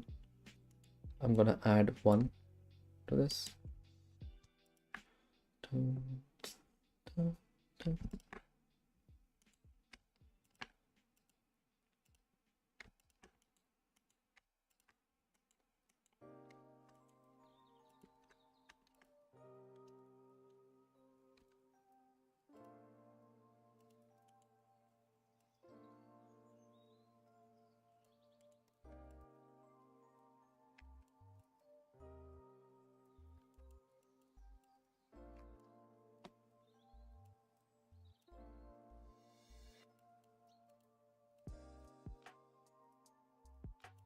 Okay, let's not overthink anything. Let's actually give a different. I'm trying to like reuse all this stuff. To be honest, I shouldn't do that. The easier one would probably be taking by duplicating and giving this a different thing. So let's do that instead. Yeah, let's do that. It's too much and not really worth it. We have all that. We can take it.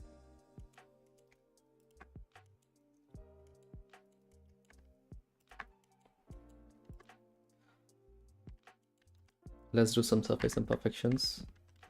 You can see there's a lot of splotchiness, so we can just use a noise texture for that again. But instead of noise, let's use our distorted like coordinates, but we can increase the roughness and increase the details and use bump for the height, and let's plug that directly to height. 0.001 maybe.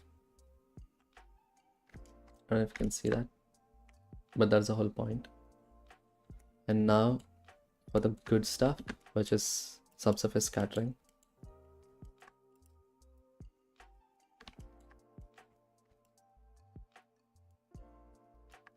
We are going to give the same values.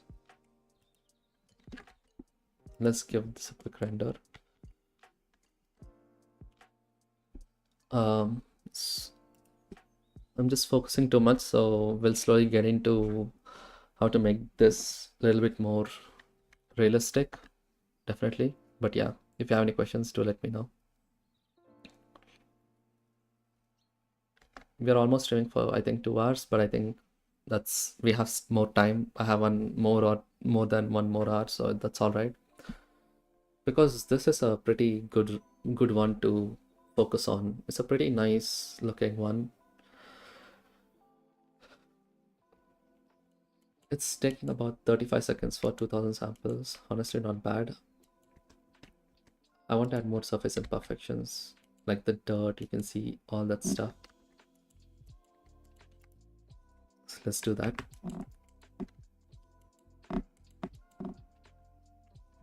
There's another thing. There are some radial stuff that I wanted to check. Let's quickly group them. Control J.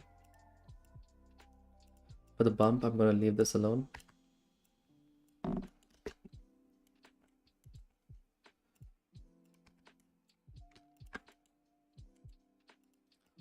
Let's make this 0.5 maybe.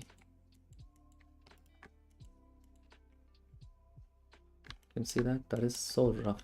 And it doesn't have to be that way. We can try to change the coordinates just a tiny bit to get better looking stuff. So how I'm gonna do that is by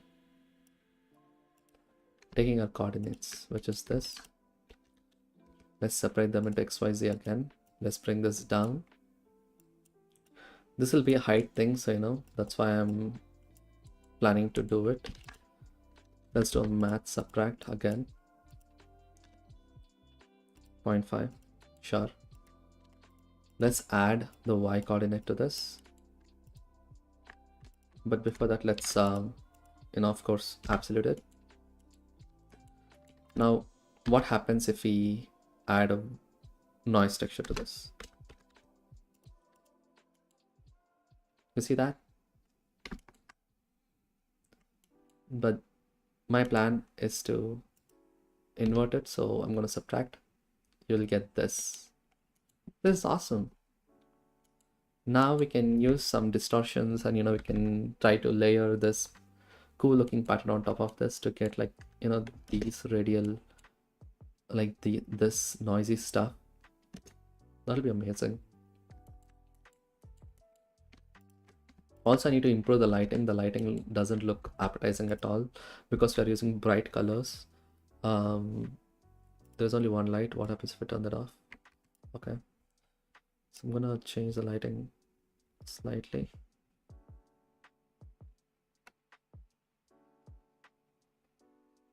Yeah, that. Let's duplicate this and let's give more rim lights.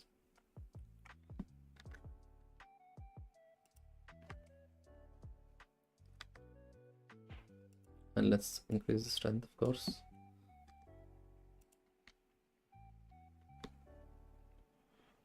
We need rim lights. Rim lights are the way to go. Discs, let's increase that.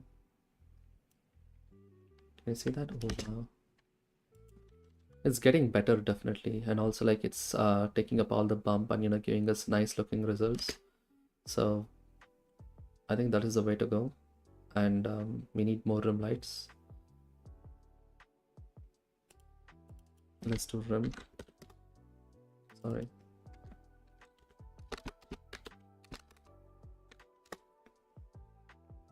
Let's make this stronger. Let's do 500 and decrease this maybe slightly. What if it develops? Yeah.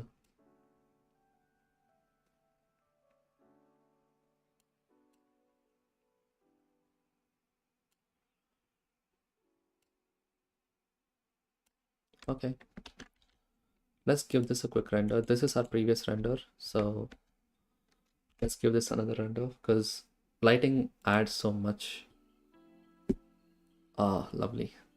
Now I can see more of the subsurface scattering effect taking place on it, and also it's gonna get better and better the more details we add. So I'm really excited to see how the final result is going to take place.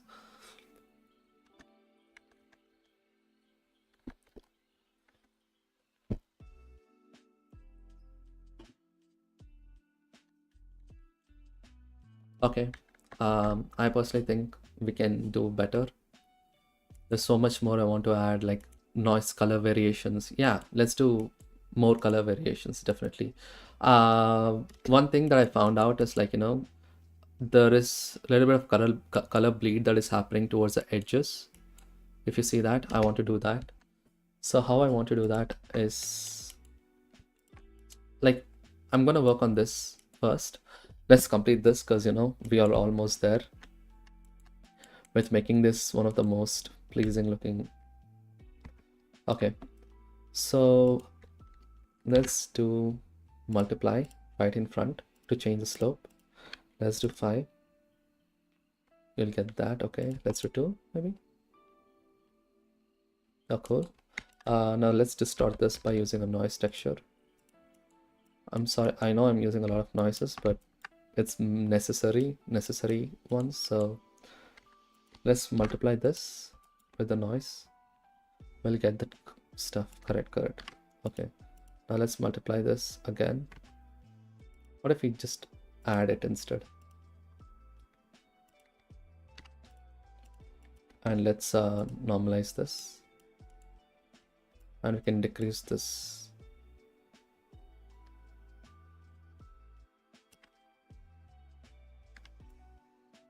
That's it. Yeah, now we have that. So let's 0.5 maybe. Another thing that we can do is we can just add, what to call this, let's add the noise.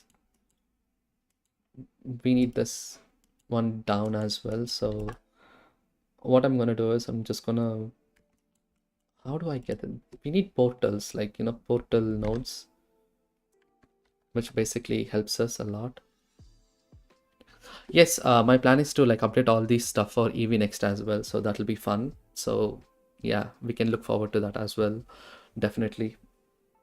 I like, you can see everything is like having the same pattern everywhere, so I'm trying to get this as separate color and bring this down. Wow, I wish it was not this long.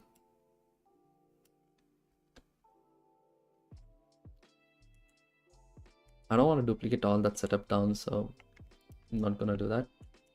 Let's plug this here.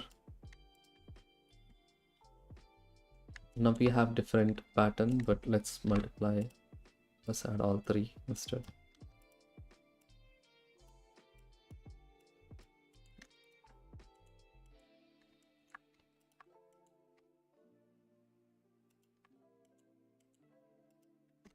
Instead, we can simply use red and just multiply like another, like let's do the 40, not 40, let's do 20.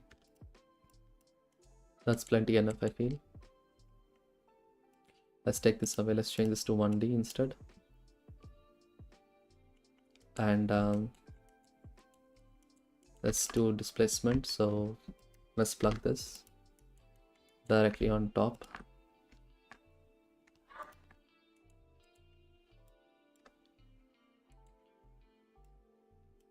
Yes. Like a very slight bump. This will be so minimal, like no one will even see it. Can you see that?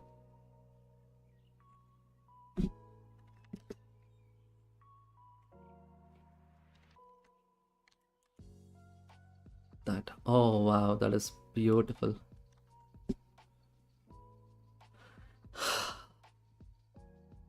I'm just admiring it a bit. Definitely there is too much bump. We'll work on that, like, you know, definitely. But look at the beauty. Yeah, I like that. I like that a lot. Let's decrease the bump because, you know, it's definitely a lot. Let's do 0.2 maybe. Yeah, let's give this a quick render. 1, 2, 3, 4. You can see the progression. So with every step, we have like really amazing progress as well. I mean, it might be too pronounced in some areas, but I think that's all right. We'll work on like giving some giving better subsurface scattering. It all looks very uniform at the moment because we haven't really worked on the roughness map and the subsurface scattering map. And I need to give some bleed as well, like some color variations. Let's do that next. But this itself is looking amazing, so no complaints. 2, 3, 4. Yep, I'm happy.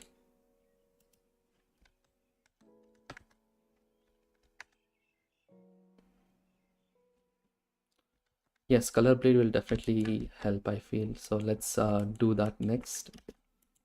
Um, I'm just gonna quickly organize everything because you can tell how hard it is to, like, I'm scared of like um packaging this into a node at the moment because wow, big it's gonna take a big toll on me. Control J. Let's plug this here. We need this one definitely. That's why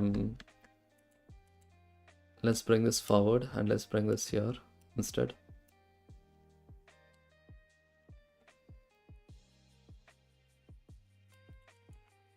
Yeah, let's organize this tiny bit more. So now let's work on the color bleed.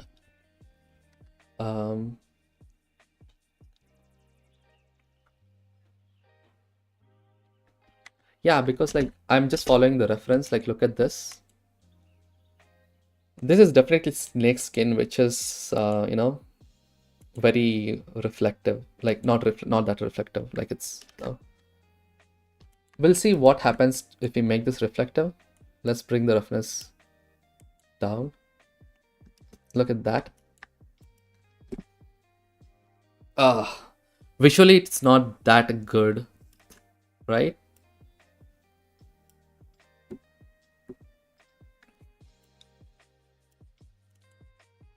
And also like, look at the sliminess. I think 0.1 is a good amount, but still, look at that. I don't know. I personally don't feel like making it slimy because like this is very displacement oriented and really close up details. So I personally feel like it's better if we do not do it in that way.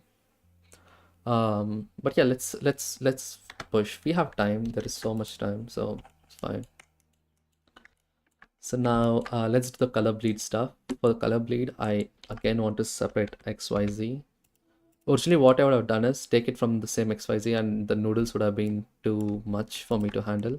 And since it is color, I'm gonna put this up. Let's do the Y-axis and let's invert it.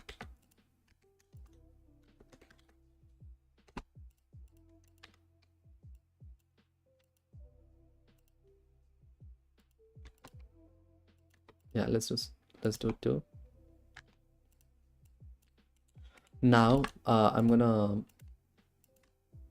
take this, subtract again. I'm gonna plug a noise texture now.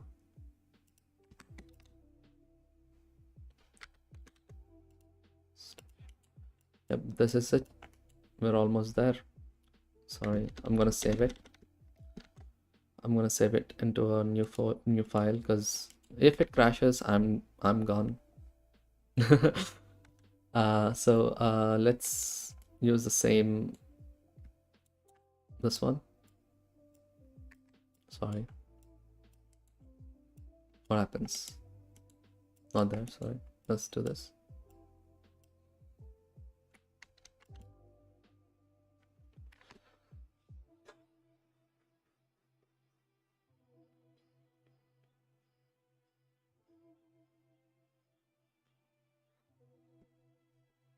Okay. Can you tell me what's the problem?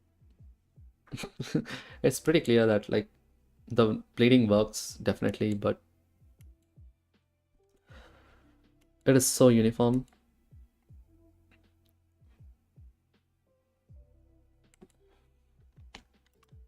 Let's do vector math.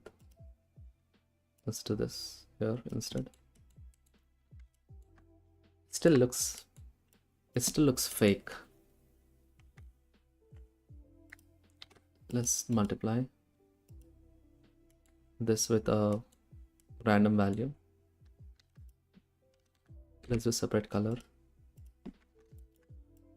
Let's use the blue here. Yeah, I think that is nice because some places you have it, some places you don't. And I'm thinking where I should do it. Like,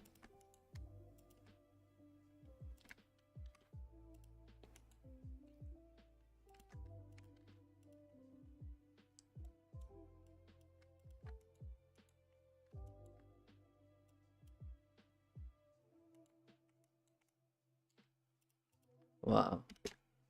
Can you look at that?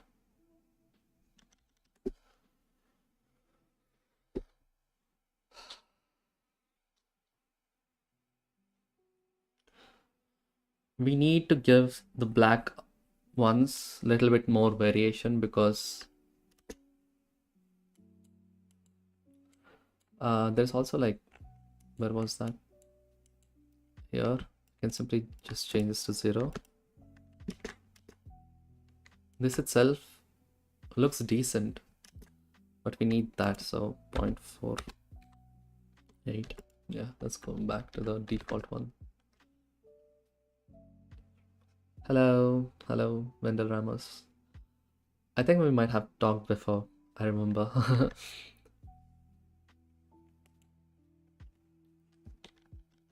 Yeah, I mean, definitely this node setup is getting smaller and smaller, bigger and bigger. Yeah. Let's look at some more stuff, I guess. Instead of mix, what if I do multiply? Oh, color burn, yeah, sorry. Let's do that.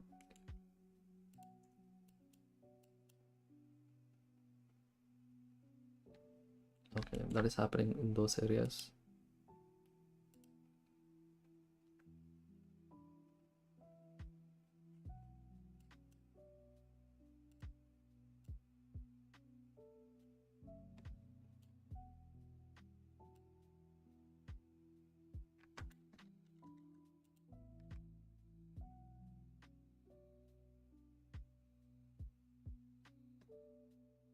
Oh yeah, I need to overlay some overall noise. Let's do that.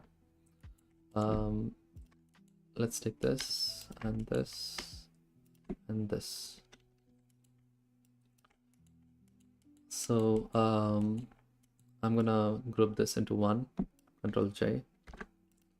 This is done. So I want to work on only the black ones. So the black ones. So let's take the mask.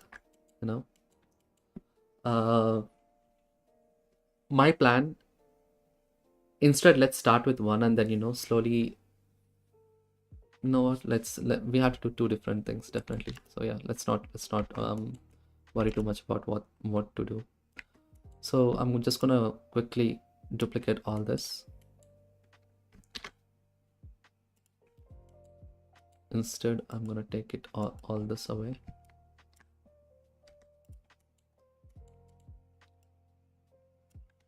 We have that.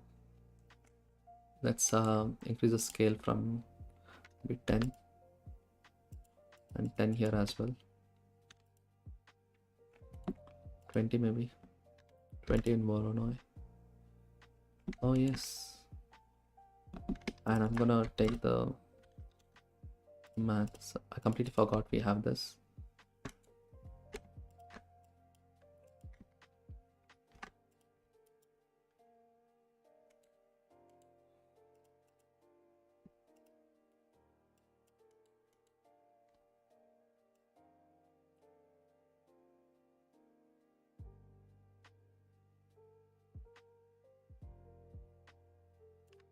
Yeah, look at that. That is good. Now my plan is to take this, multiply this with our beloved mask, but we need to invert it. So of course, so inverting will always be this way. So right there, get this one from there and use this instead.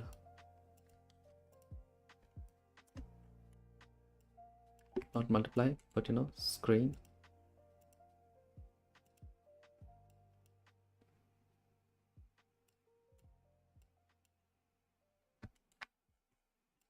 You can screen whatever, but then let's use the same color. I don't want to screen the same value again, so what I'm going to do is I'm going to separate this into color. Sorry, not that. And use 1 for the greater than, 1 to multiply the color itself.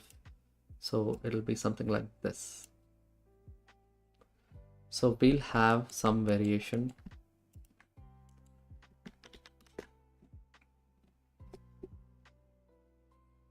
But I don't know if that is good.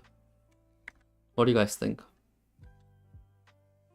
What if we take the spots and make them bumpy? Would that be any better? There might be a chance there might be a way we can do that. Let's do that instead. Let's take this and let's add it to this,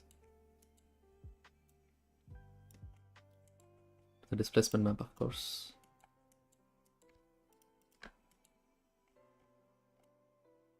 Can you see it?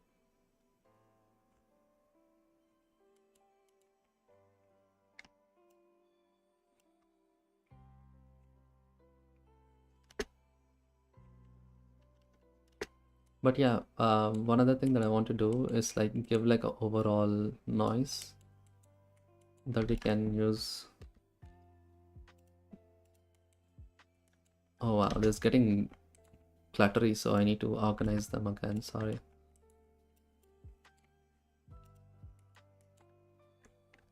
Instead of this noise bump, let's delete that.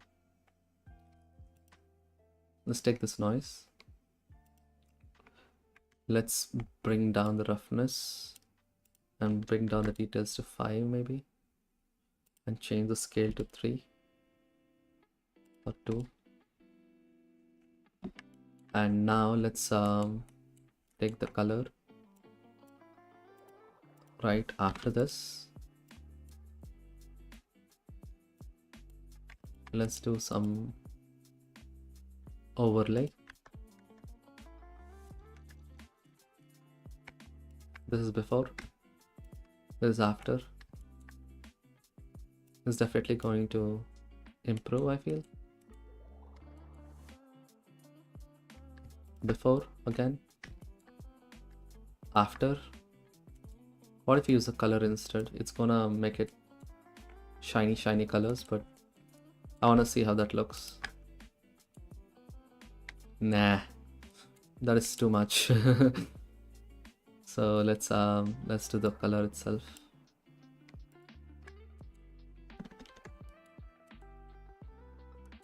And also let's use that and add it to this.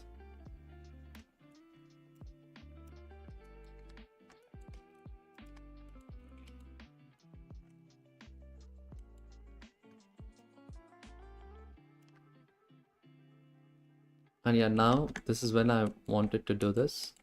Now that I have all the height map, I'm gonna take a math subtract node and subtract the top stuff, that, you know, that stuff.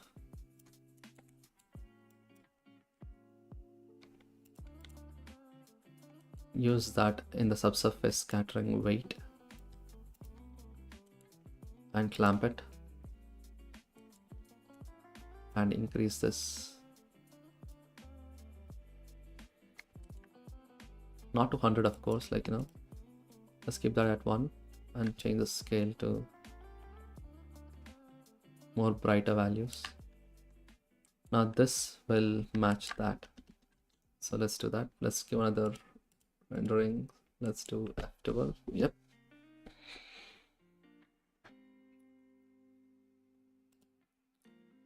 I don't know how that'll look.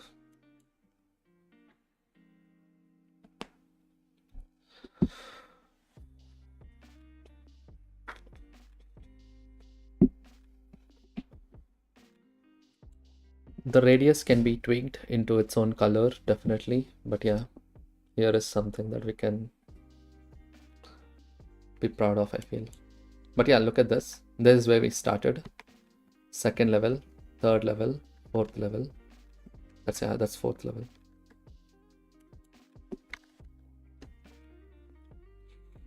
We have more ways to do this, so let's do that. Let's work on a little bit more other things.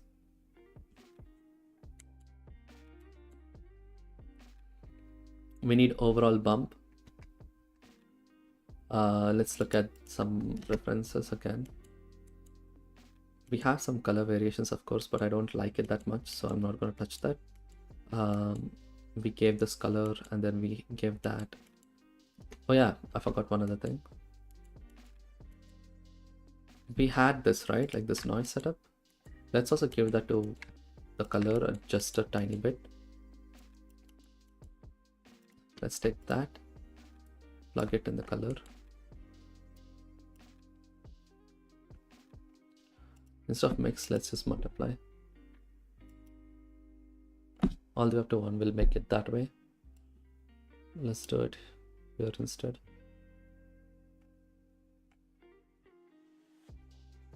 And then let's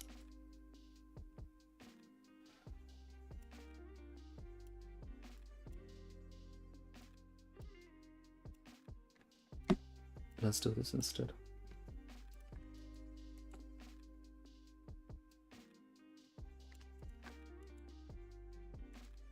Instead of multiply, what if you do soft light? Will it do anything? Yeah, it definitely does something. So let's do just a subtle bit of that. Yes, all the live streams will be saved. So that is something which I am planning to leave them online. There's a little bit more stuff that I want to do, so I'm gonna do that. And yeah, let's keep the subsurface scattering to the more realistic value, definitely. And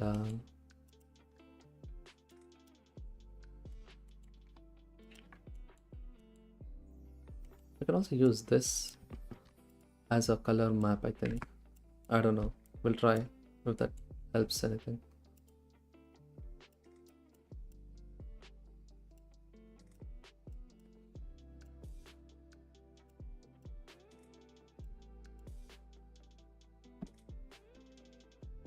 You can tell there is a lot of subsurface scattering there, which is perfect. So I need to give it a good color. Yeah, I don't think we should touch that at all. What do you think?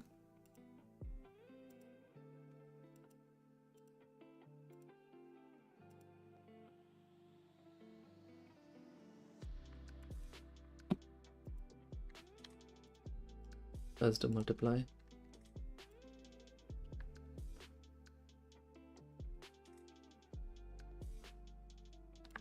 Yeah, let's not do that. Now let's increase the scale from 20 to 30 or 50.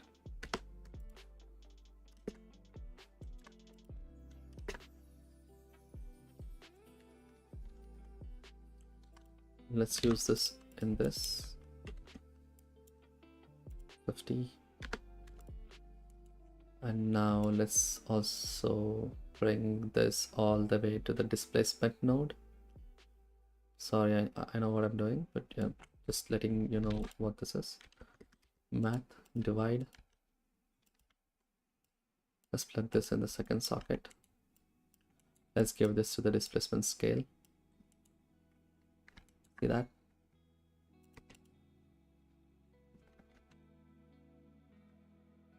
Let's do 0.7. A 0.8 is fine too. Just checking the displacement strength. Now we can give this a quick render. There's more stuff that I want to add to it, definitely. And I want to work on a different material as well. So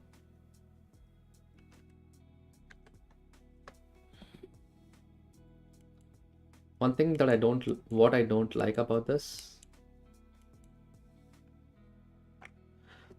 I want to try to add a curve and see how that looks on the curve. What do you guys think? Should I do that? Probably.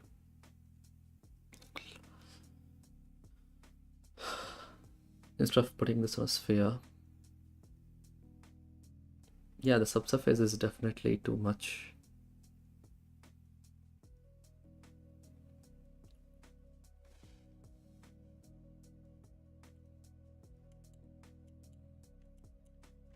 Okay, let's do that. Let's quickly close this object, close this camera, close the slides. We don't need that.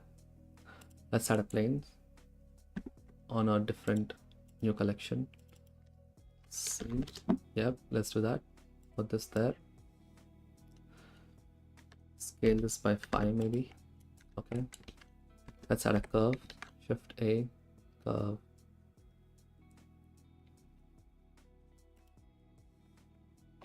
Let's leave it at default.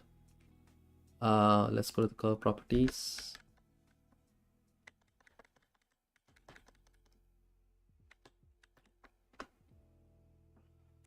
What to do? Forgot about that.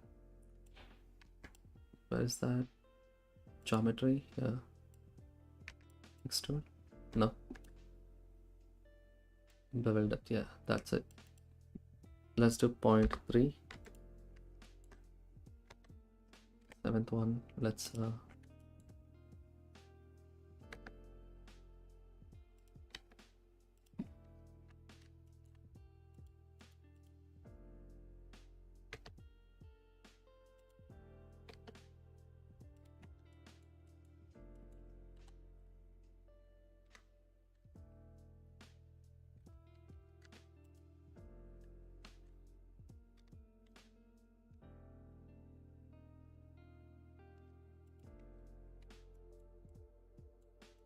okay.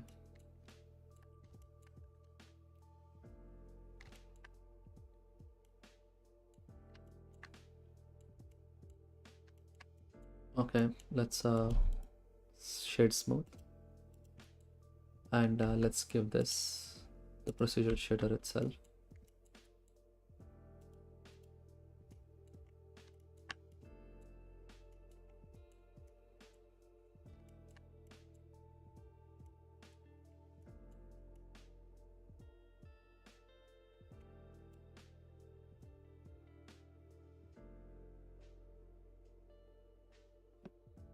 Okay. How do I change the UV map for this?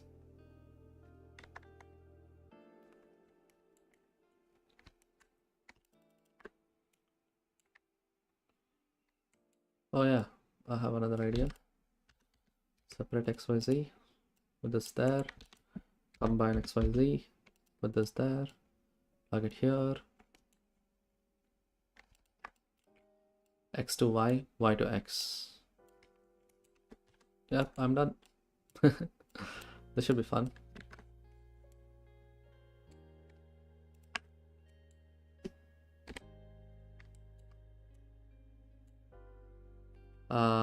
Okay, let's go to the curve properties. Geometry, that's okay. Bevel, that's okay. Resolution, let's give it a little bit more resolution. Let's do 32, yeah. That's alright. Not 32, let's do 60. Yeah, that's okay.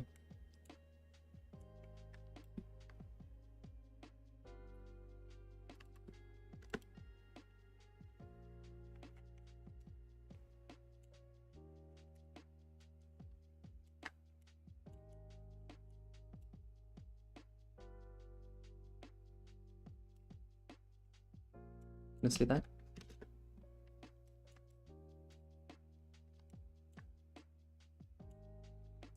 Okay, how do I add displacement to this? We need to add displacement, so I don't know if that'll generate displacement. After subdivisions, does this work?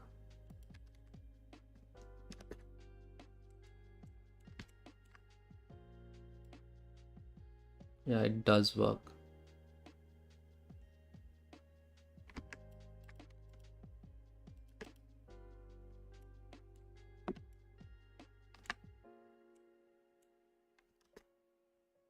Wow.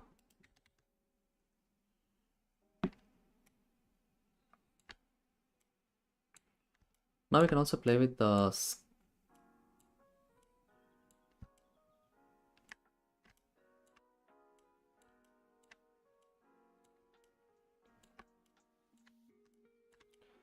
I need a new camera, so I'm gonna set a new camera to see if that looks any good.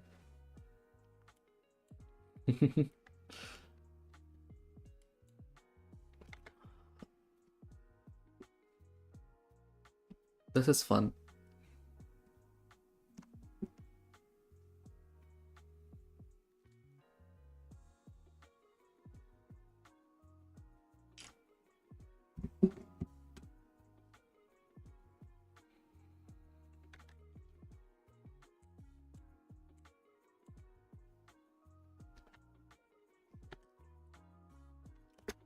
Okay, let's add another camera, new camera. Let's call this snake cam. Not scam, it's scam. Let's look at that. ZZ.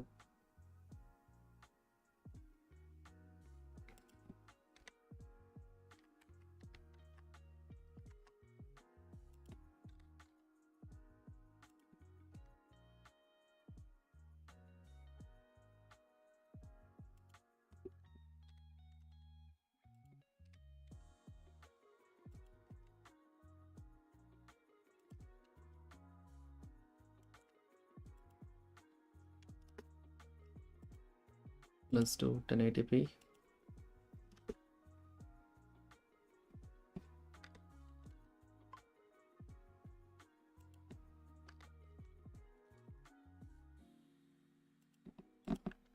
Seems about right. Let's give this ground plane a value. GP or CP GP. Let's give this a material as well. Let's make this super shiny.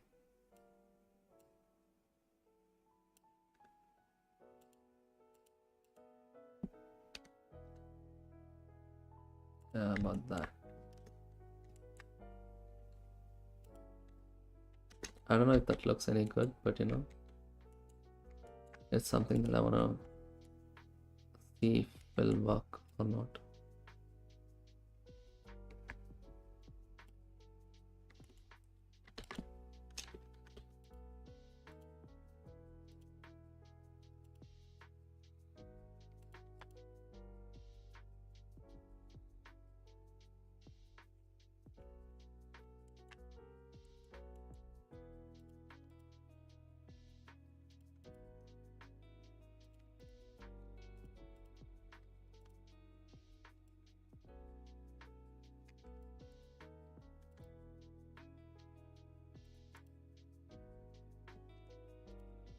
Just a 5 instead.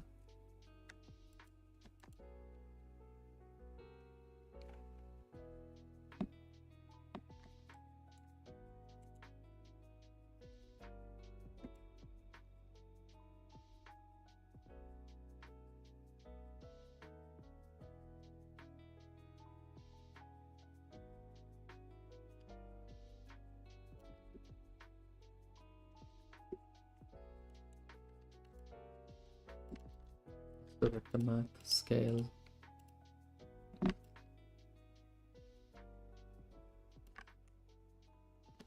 Yeah, 0.5 is fine. Let's give this a quick render to see how that looks.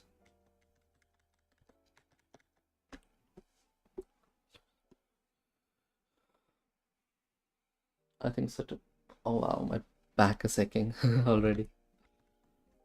Let's oh sorry, I haven't shown you guys the render.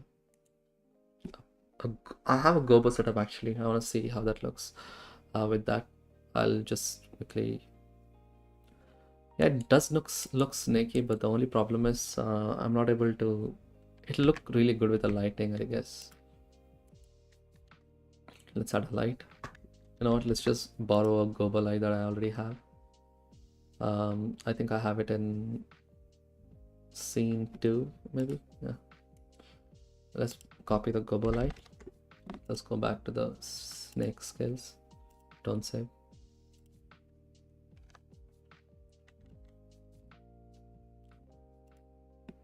And let's quickly go to the lightings tab. Completely obliterate this. And yeah, let's go to modeling.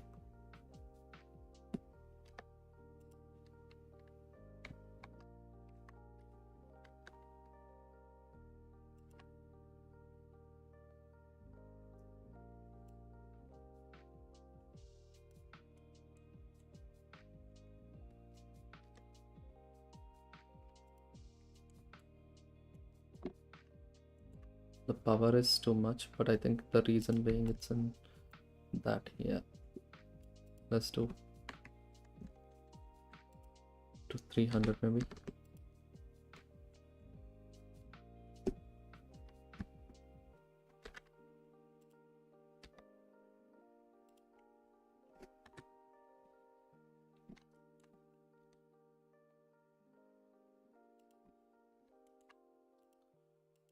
Saturation and hue there. Yeah. And also like let's quickly add some strength to this. Yeah. Let's do 0.5 just for the sake of reflections.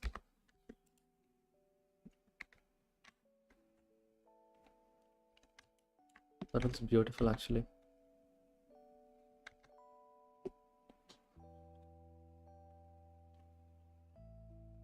Would it be the same principle to simulate feathers?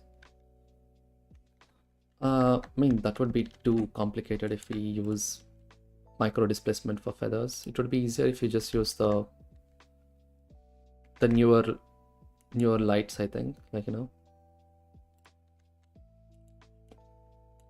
So not the lights, sorry, newer tools that we got in Blender. But yeah, what's your opinion? Might be wrong.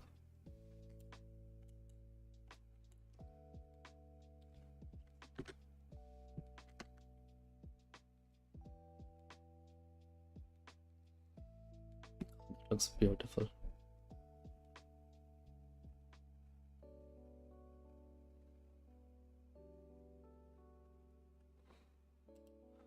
Right about there. Wow. I wanna render this and, you know, just quickly do a small compositing because it does look pretty beautiful to me.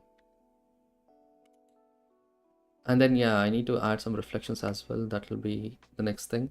It's too rough in my opinion. Like I think who said that? I think it's Vishal. Yeah, probably. Yeah.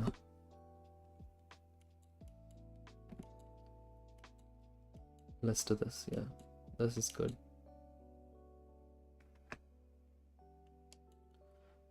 And let's go to compositing, layout. Okay, I need to get the film grain node as well. So I'll do one thing. I'll do viewport compositing. Let's change a new tab. Let's call this modeling. Sure. Bring this all the way up. Change this to compositing. As a compositor. Yeah.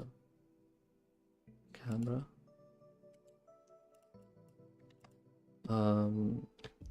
Glare. Change this to high quality. And fog glow. Oof. Change this to 9, sure. And the mix factor will be super low. It's around 0.8. Just so that there is enough of glint. And yeah, now let's also go back to procedural shading. Let's work on the roughness map.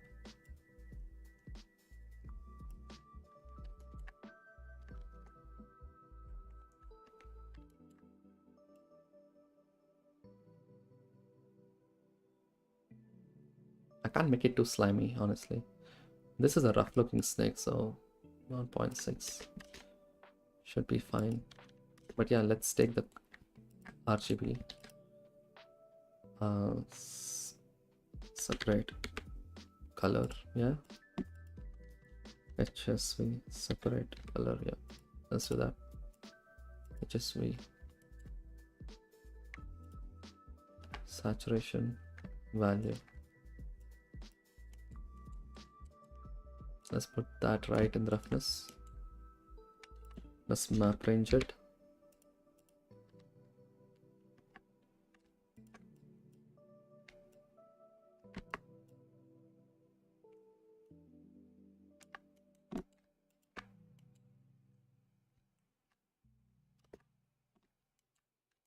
What do you think about that? That's too shiny. Let's do 0.5 maybe. One other thing I can do is I can always go and, turn on the original stuff.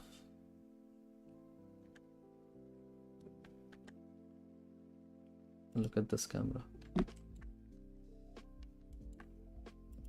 Oh wow. Should have duplicated it and that would have been fine, but yeah, it's all right.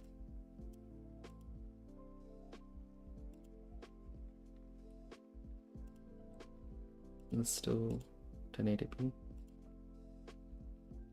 We put compositing. That is looking that is actually looking pretty amazing.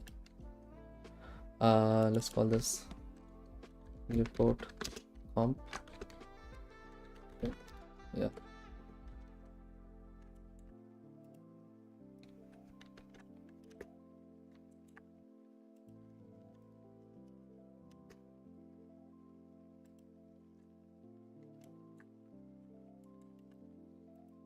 What would be a nice background to this? Probably like a black background would be fine.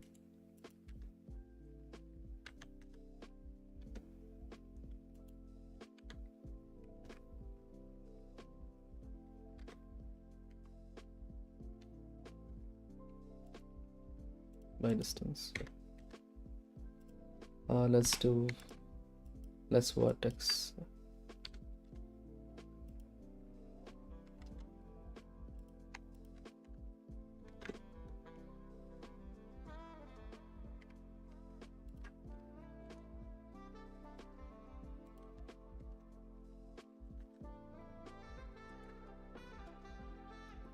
Okay, now let's go to the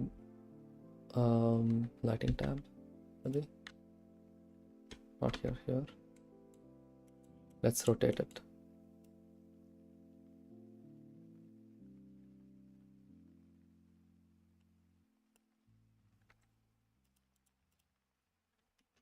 Yeah. Let's look at this now.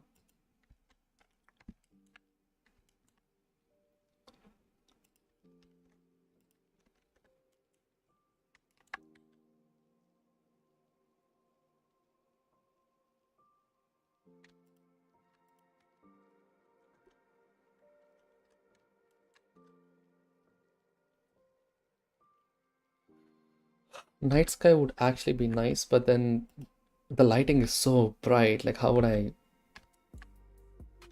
mean, I could probably make a scene where like the snake is inside or, but then to be honest, like I can simply stop it there.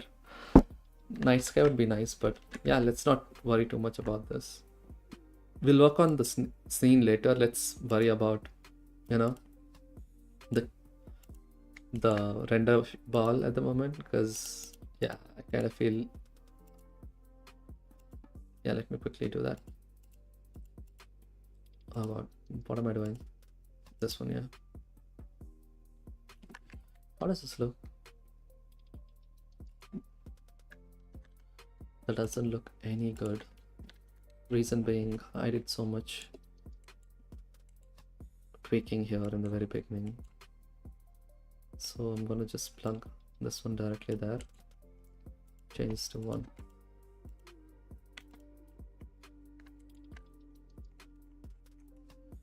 And bring the scale all the way to 10. Was it? Oh wow, yeah, definitely. That looks like, why does that look like that? 20. Yeah, 20 is fine. 0.75.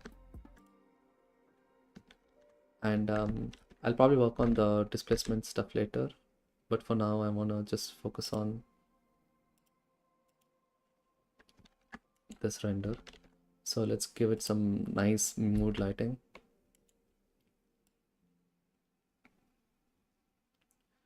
Yeah, that is good. Now let's bring the gobo. Let's duplicate it. Shift D. Yeah, let's bring this into the lights. Let's clear the scene. I don't know how this is gonna look, but I think it'll look fine.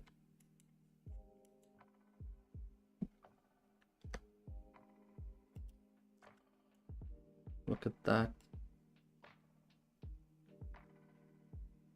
Definitely helpful. Shift D, was it? Yeah.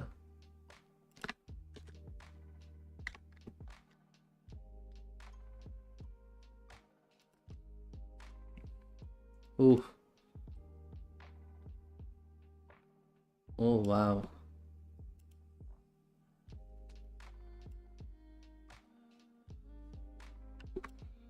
Now I can see it better, I feel. Also, this is animated gobo, so that should feel a lot more interesting. Yeah, right about that.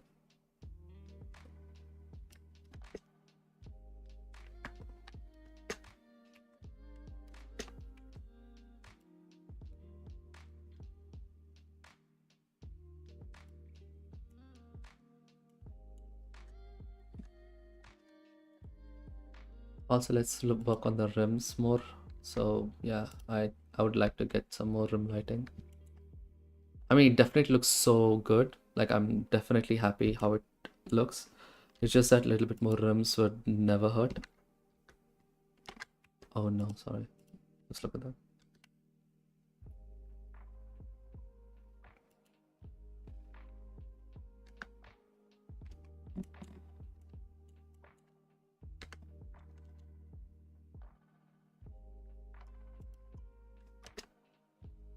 What do you think? We have some nice darks, we have some nice brights. Let's look at the viewport compositor. That is where the magic happens. Oh, that is some beautiful, beautiful looking glow. Just a tiny bit would be fine. Like, too much would also, like, eat it away. And the blue stuff is definitely not looking good anymore. So, we can work on that next. Now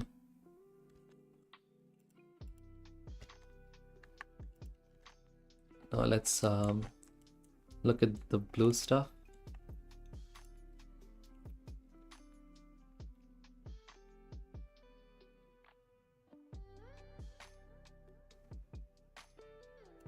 Yeah, the same color palette would go well. Yeah, I think that is good. Now immediately I think I definitely need to work on some more roughness maps, so I'm not gonna touch anything at the moment. I'll just leave the roughness at blank.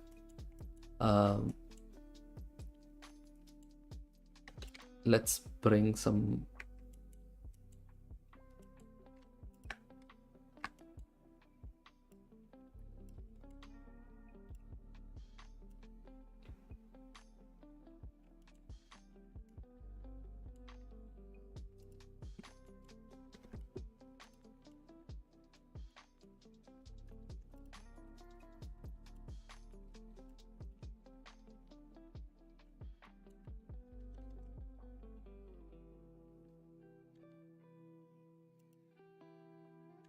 yeah. What do you guys think? The top area light is that, or is it? Why is there like a bright area there?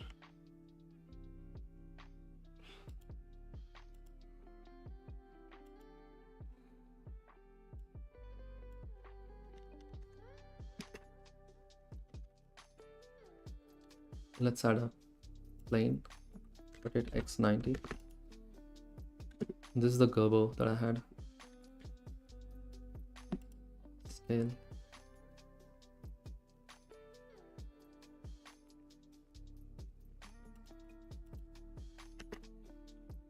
And let's add the PG material. definitely.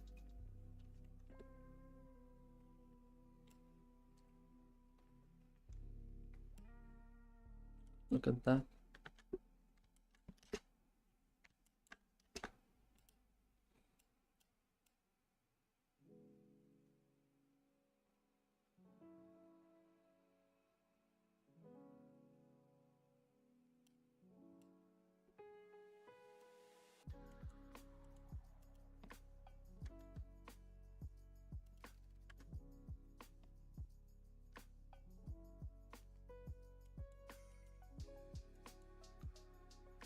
Point light, VY. Let's increase the point light strength. Let's increase the roughness.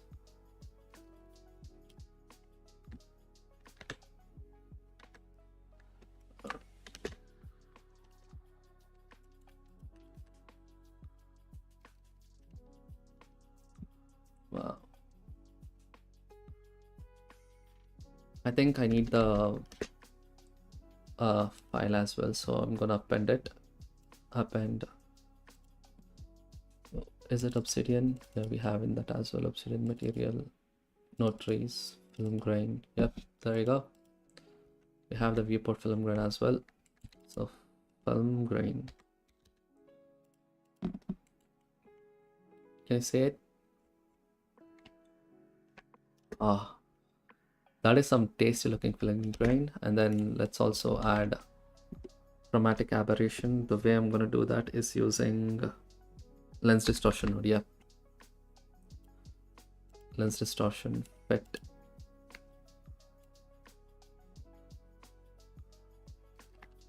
Point 0.02 is okay. That's all right. Ooh, that is some weird looking distortion. Why did that happen? Oh.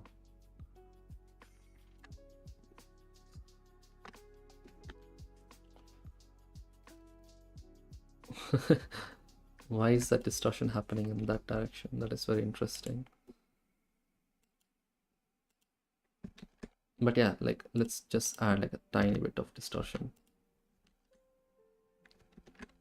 Now that would probably be the end of it. Let's give this a quick render and see if that looks any good. Yeah, just give me a quick render.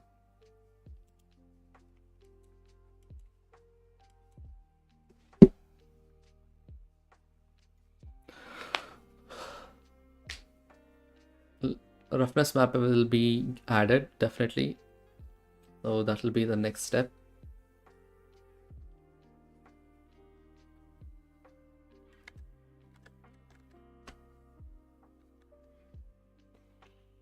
I don't know why I did 4,000 samples, not really necessary, but you know, it's okay. It's not taking that long. We're streaming for almost 3 hours now, so that should be good. We can go longer as well. I want to make another material as well, so that should be fun.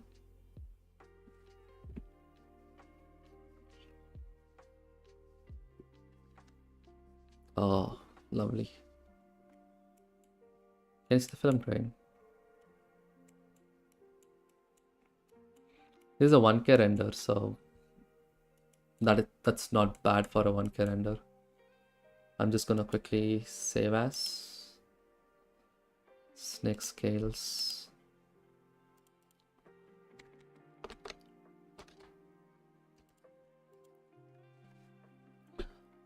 And try again with a different. Let's see if we change colors, huh? So I'm just gonna duplicate this, so I don't want to lose the colors.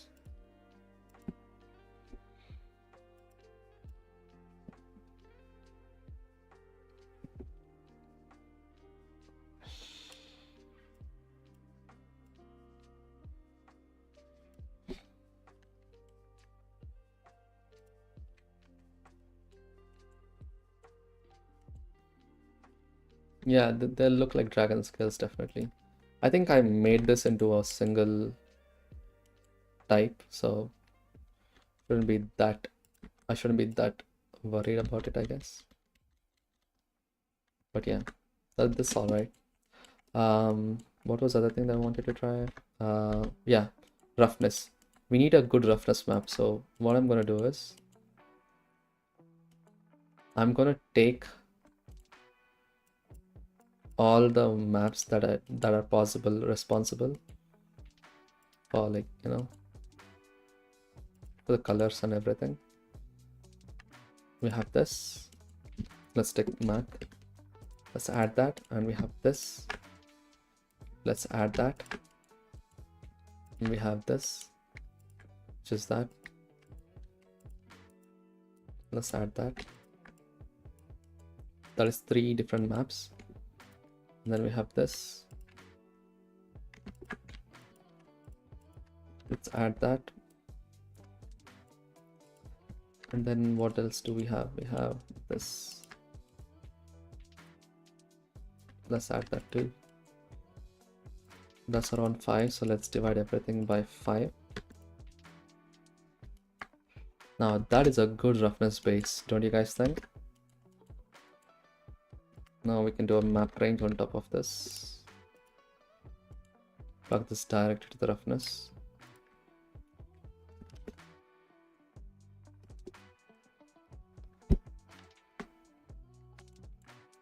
That itself looks good, all of it, just like that. But yeah, we can always play around with the values.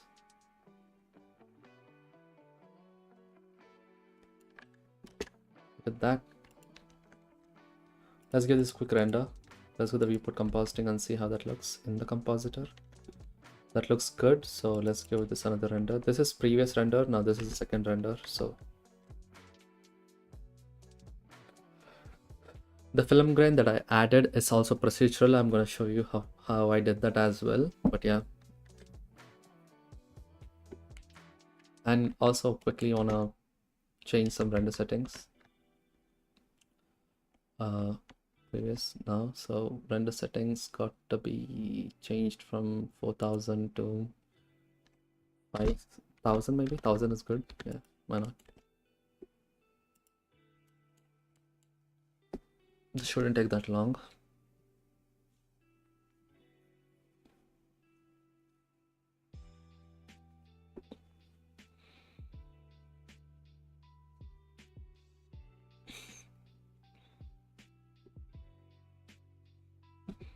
Okay, let's see.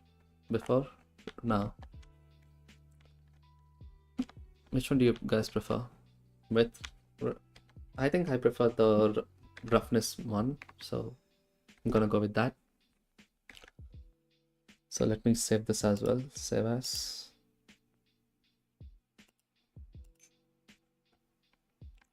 And gonna add some good looking, yeah, GY.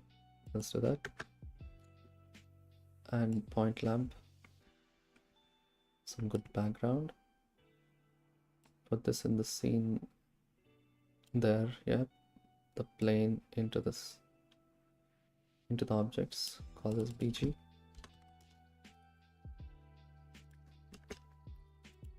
And go to procedural shading.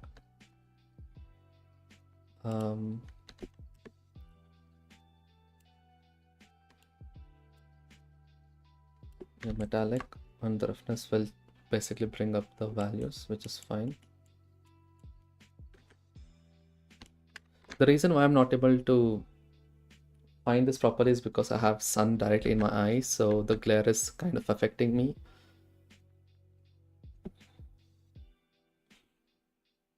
But yeah, I can try doing something with this, I guess. Yeah. Okay. Let's quickly slightly add a value. That seems good. Right about there. Yep. The glow is good. Now change the point lamp to let's just do a round figure. Let's change the saturation.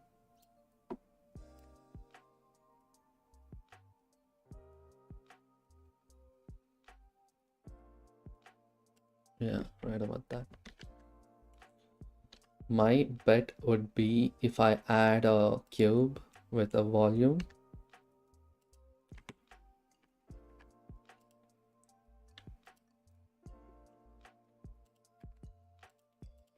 Let's do a volume.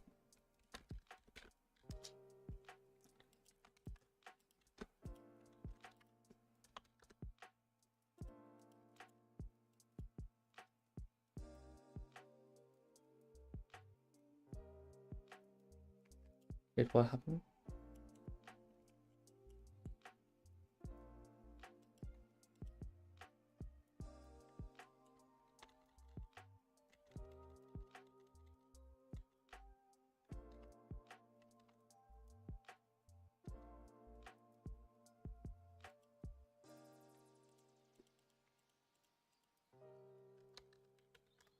Volume,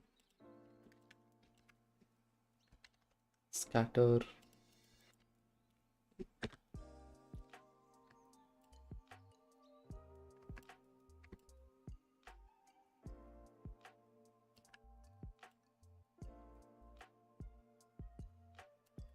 You see that? I personally like this a lot. And I don't even think I'm using punchy look. Oh wow, yeah, it's just punchy. Yeah, I think I got the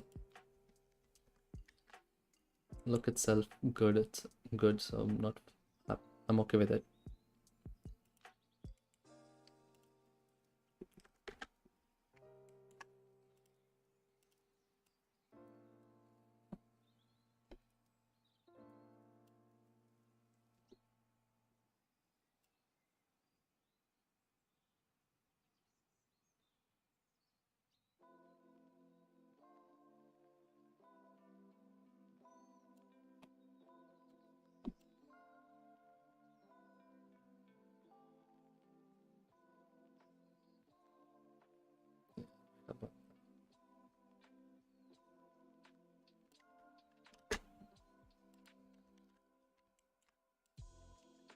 I would like to give some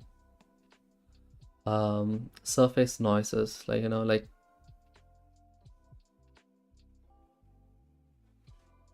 let me see, why is that happening? Let's give it a quick render. 1 to third render. 1,000 samples shouldn't take that long.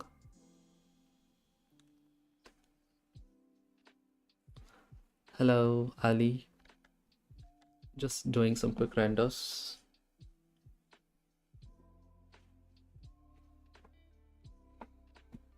I hope it is not too bad. The denoise should be able to take care of all the noises that is generating throughout it.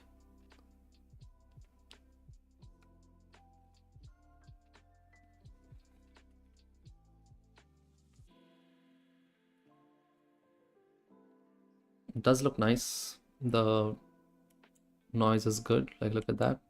The film grain is nice. I'd like to add my name and stuff. Can I do that in Compositor? Text. There's no text node. Really?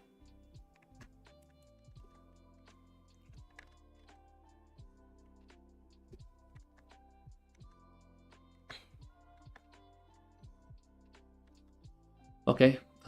Let's do one thing.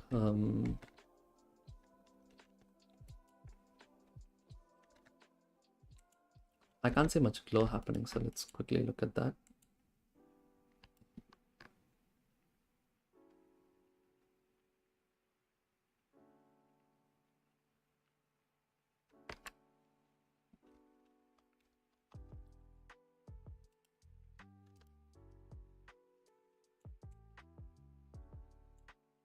That's a lot of glow. I don't want that much glow. 50% of it should be good. Yeah, that seems about maybe a little less. Yeah.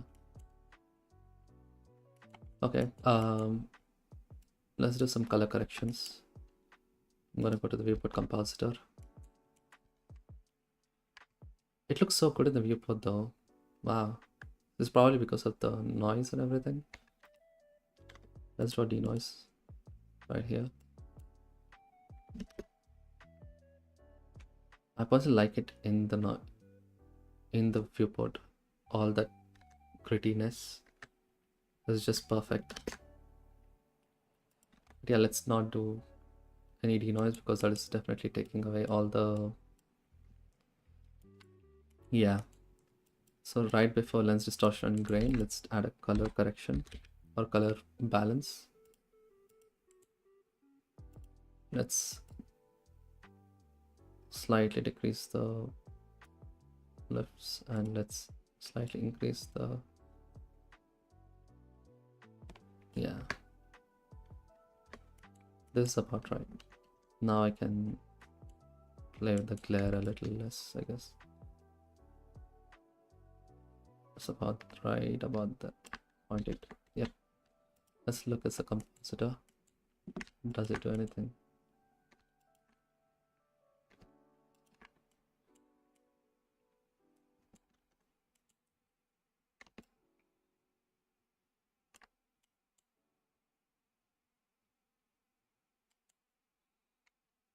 Yeah, this is okay.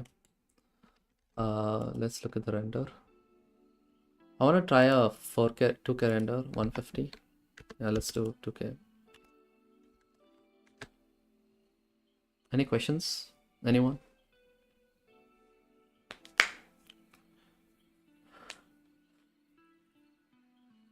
This has been an interesting stream.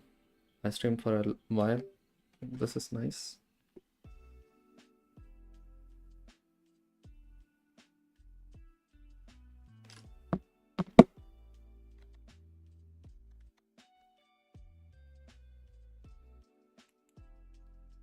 A lot to improve, but yeah, good start.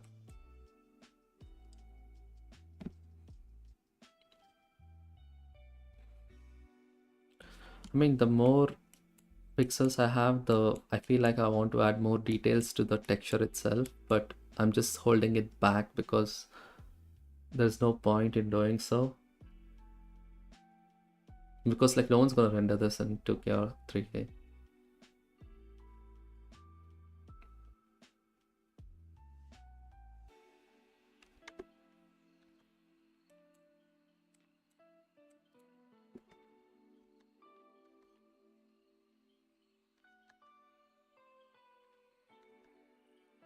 Yeah, there you go, another render. Looks good. Yeah, I'm happy with the compositing and everything. All I want to do is like add my trademark on it, like, or else like add real-time materials or something like that. That would be nice, but anyway, whatever. This compositing also looks really nice. Yeah, I'm happy. Anything else?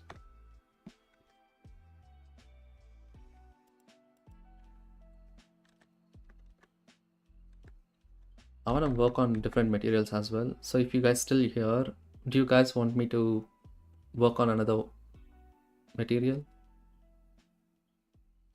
Or should I just, to be honest, I think this is good enough. Let's stop it here. But before that, I need to quickly group everything. So let's do the grouping. Let's take everything that we have and group this.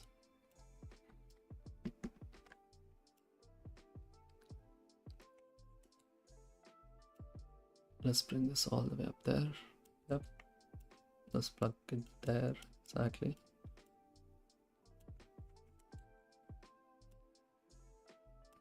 Right about here. I could have grouped it and then grouped that. Maybe I should do that. Maybe.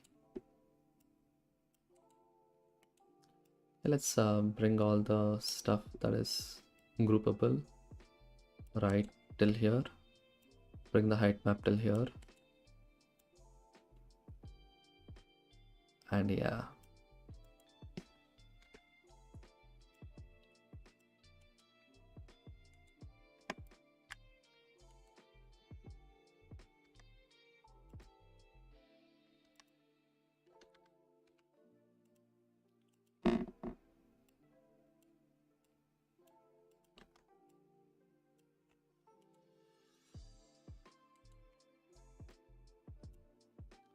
Yeah, I think this is it.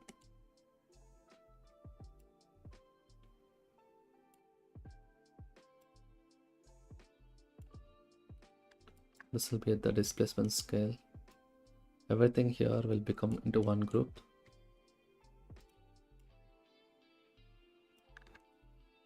Let's press Ctrl G. Sorry about that. Got a call.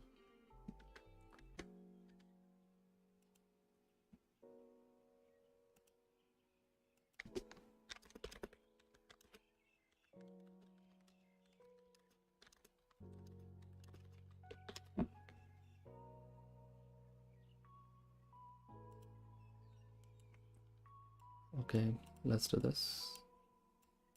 This is scale, so let's bring this. Let's make this 20. Scale group.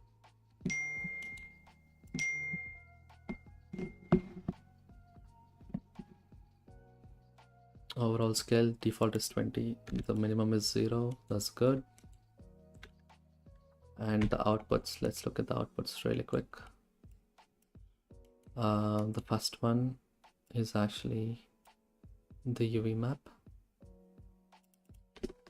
UV. And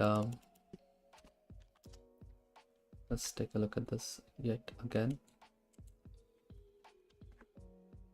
AGX, let's do punchy so that it looks pretty here. This is our reference and this is how we got it. The next one we have is the color, random color. Let's do that random color.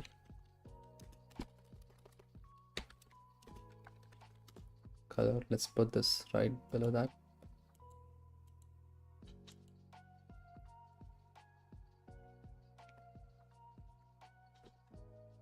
UV map, so UV ID.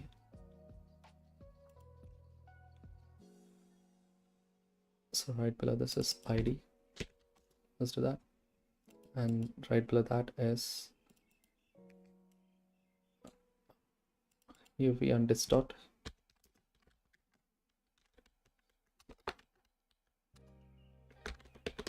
UV and distort, so let's put that right above there.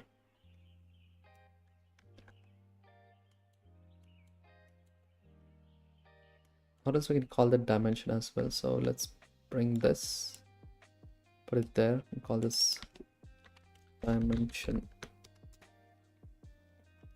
The value is the height map.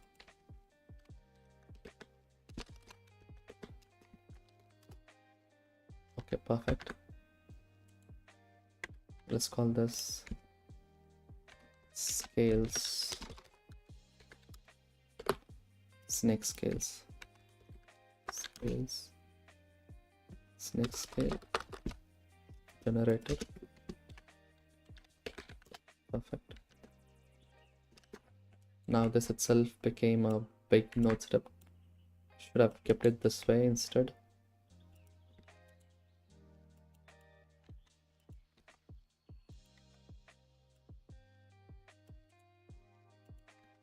Yeah, let's bring the height map all the way up.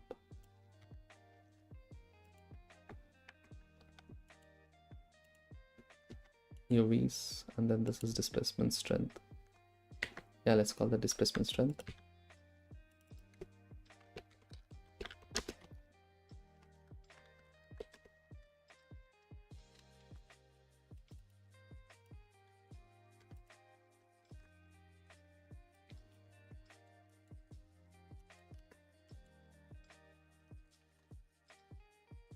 Oof, this is good.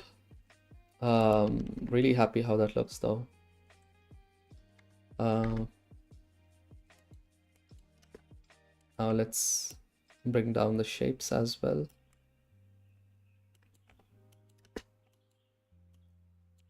This itself, so let's group the shapes.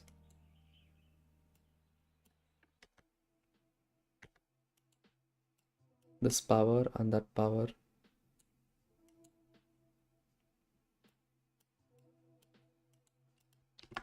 Okay.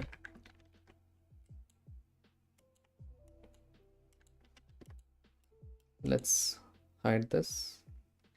Let's put a group input.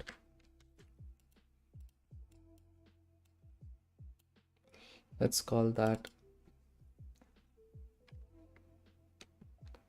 scale profile. And let's set the default to 2 and give this to 2 as well. I mean, playing with this will change our look, so look at that. We'll make it more thinner, thicker, however we want. That'll make it look like nails as well. Oh god, I might sneeze. And that'll be really loud as. Okay, so now we have this snake profile and we can use that distortion to do this. So what I'm planning to do is 0 to 1, and maybe then we can just multiply this here. Yeah, 0 to 1. Let's math. Multiply.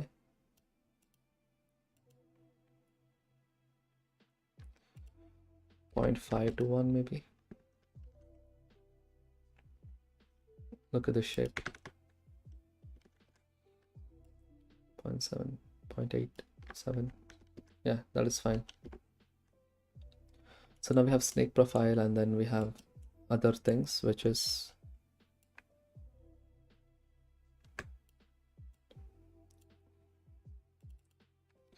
what to call this, pattern stretch TCH, I think. Yep, and let's make this from 0 to how much ever.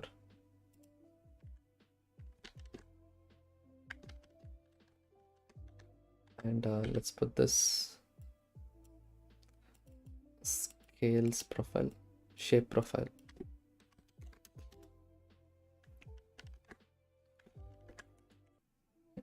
Any questions, anyone? Like, if you guys have any questions, definitely ask me. We also need a seed value, so you know what I'm gonna do is just put an add vector add node right before here. Combine XYZ node, math round node,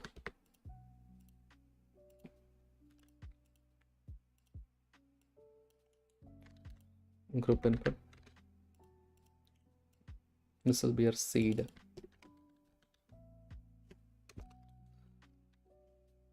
So with every integer value, he'll get different interior stuff. So we can also use the same seed value to control our other things. So this is fun. All this I'm going to group it and, you know, just give color outputs, I guess, and displacement outputs. This is fun. So let's look at how to do that. So now we have this, so let's group this whole thing.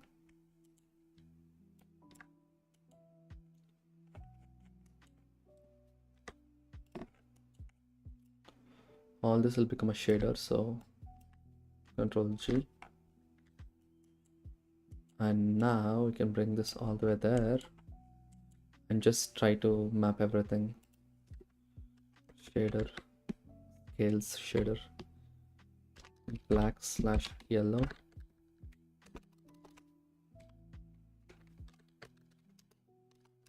Shader, yep. Let's save these two. Scale. Let's call this height map, and let's call this random color.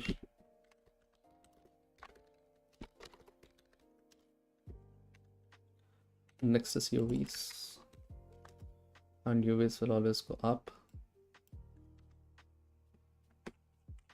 hell? And the displacement strength. So what I'm going to do is I'm just going to copy this displacement strength. Okay. And we have undistorted UV undistort.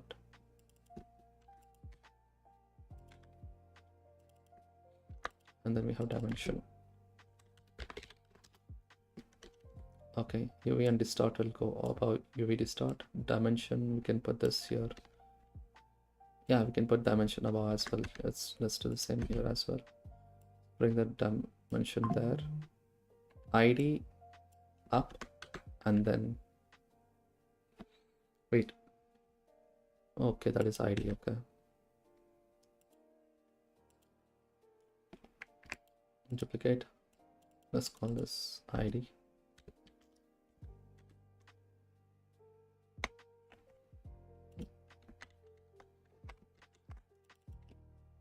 Let's call this ID. Okay, and then dimension.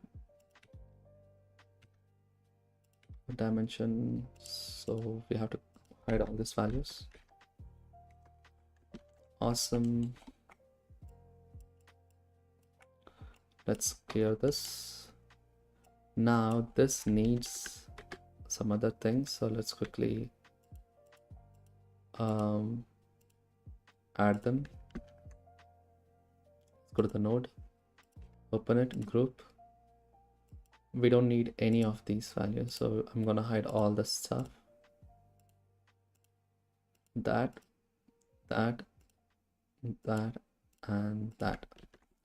So immediately we need to add a group input, color 1 and color 2. So color 1, color 2.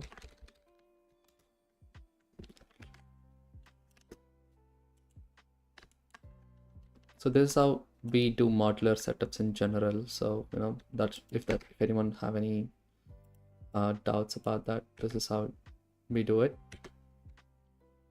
Yeah, let's bring the dimension down and the dimension down here as well. So now colors. This is perfect.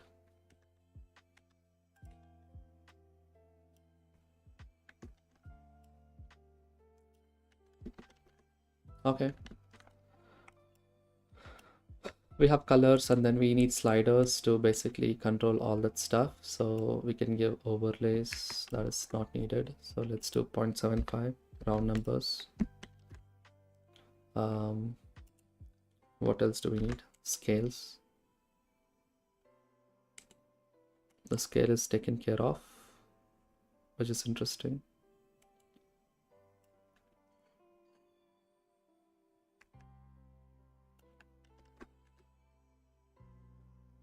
Okay, next up, have this soft light. What does this do? Okay, then what does this color do? Let's look at that. Line color. Okay, group input, center line color.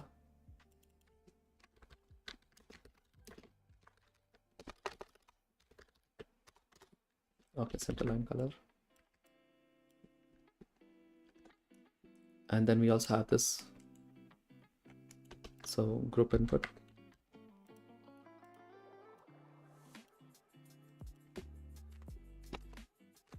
Color to threshold.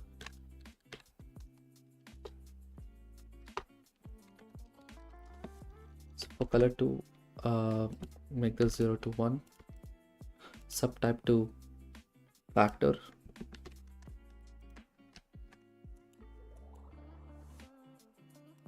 Let's bring this all the way here. Let's bring this all the way here as well.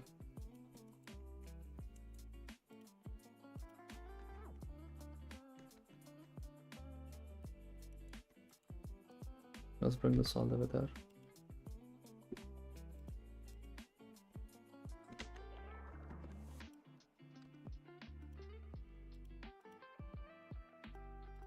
Yeah, let's keep that there. So now let's give the shader to the shader. Okay, now let's bring the shader up. Perfect. Now we can play around with this. Perfect. All the way up to black, even that looks amazing. But yeah, 0.5 should be the good. Let's give it a threshold of 0.5 as default. So next up, we have something else. What else do we have? Scale controls. Yeah, noise control, noise scale. Add the noise.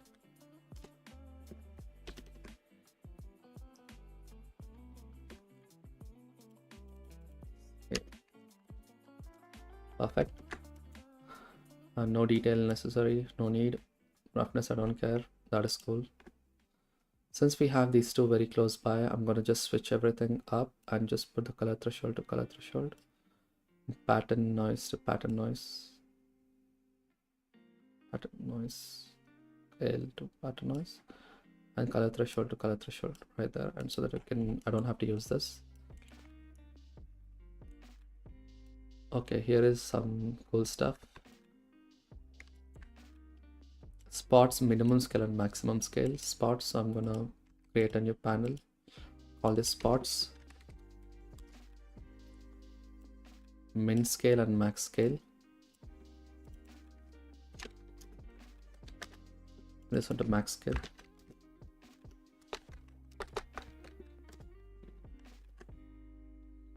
And let's put this into this.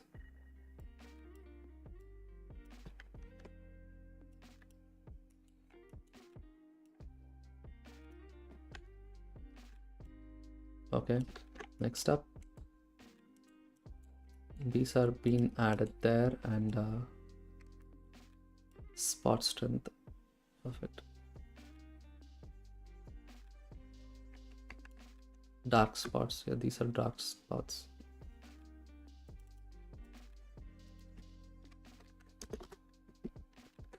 We need bright spots.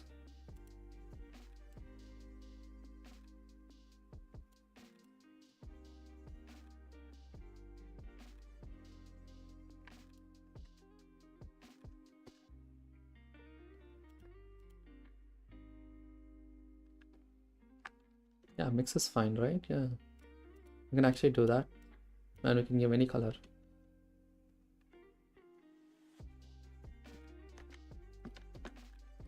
Oh, okay, this is interesting. Didn't know we can do that, but yeah. But yeah, I think we can just leave the spots alone, just like that. Instead of 7, we can go really high values, and that's fine too.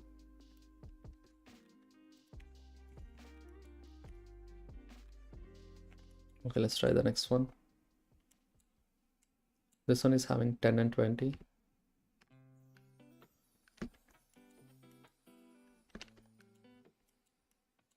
Bright spots. Let's call this dark spots.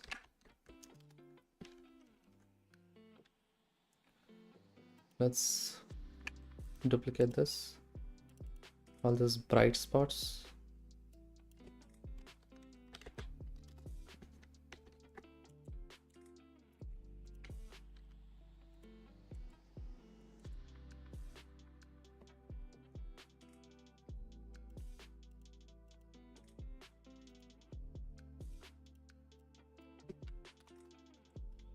Let's call the scale to 20. 20. And let's bring that default to 20 as well. I mean, 5 is 7 seems okay. I don't know, I personally like 20, so I'm gonna go with 20.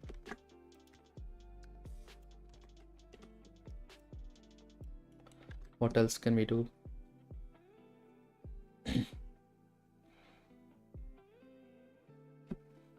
Interesting.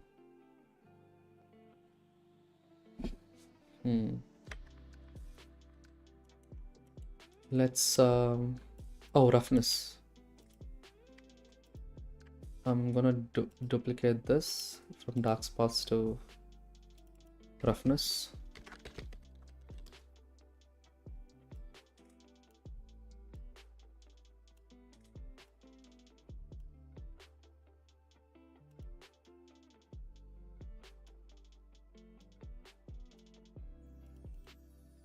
Min.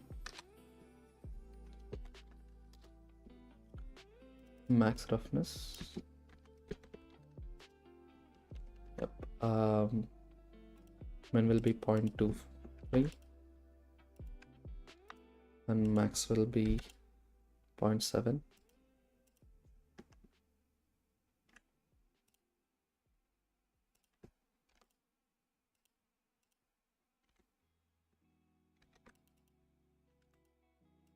Zero to one. 0 to 1. Subtype factor. Perfect. Let's call this.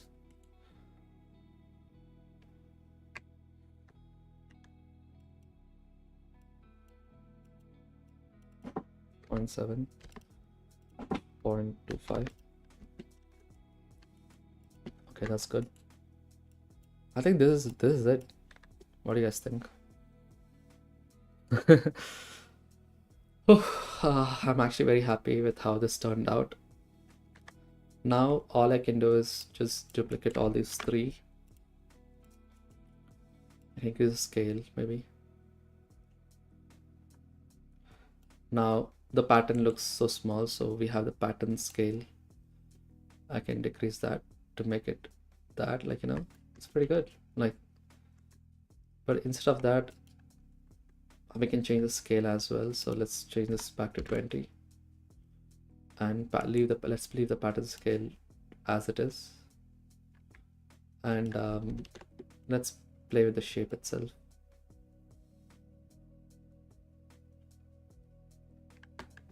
Yeah, let's make this wider. Let's do 2, and we can play with the pattern shape width. What do you think? That's pretty cool, right? Yeah. Let's not go negative, so let's put this shape 0 and max doesn't matter. Let's go till 10 maybe. 10 is the max. Let's not go beyond that. And seed value always helps. I forgot about the seed value here as well, so let's add the seed.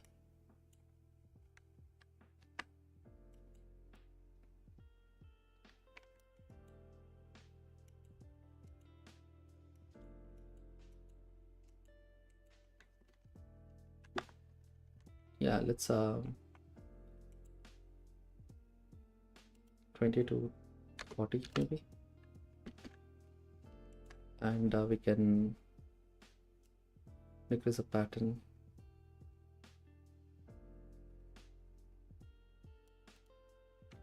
Like usual. Perfect. Shape itself, it's okay.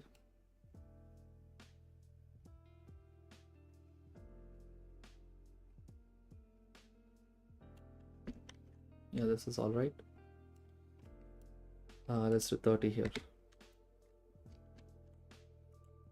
Okay, it looks like it's working, so we don't have to worry too much about it.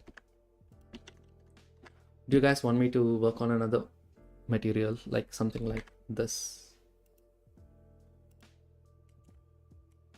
Yeah, that looks super cool, and it's pretty easy as well. Looks like it's easy, but not sure how easy that could be. But yeah, this is interesting.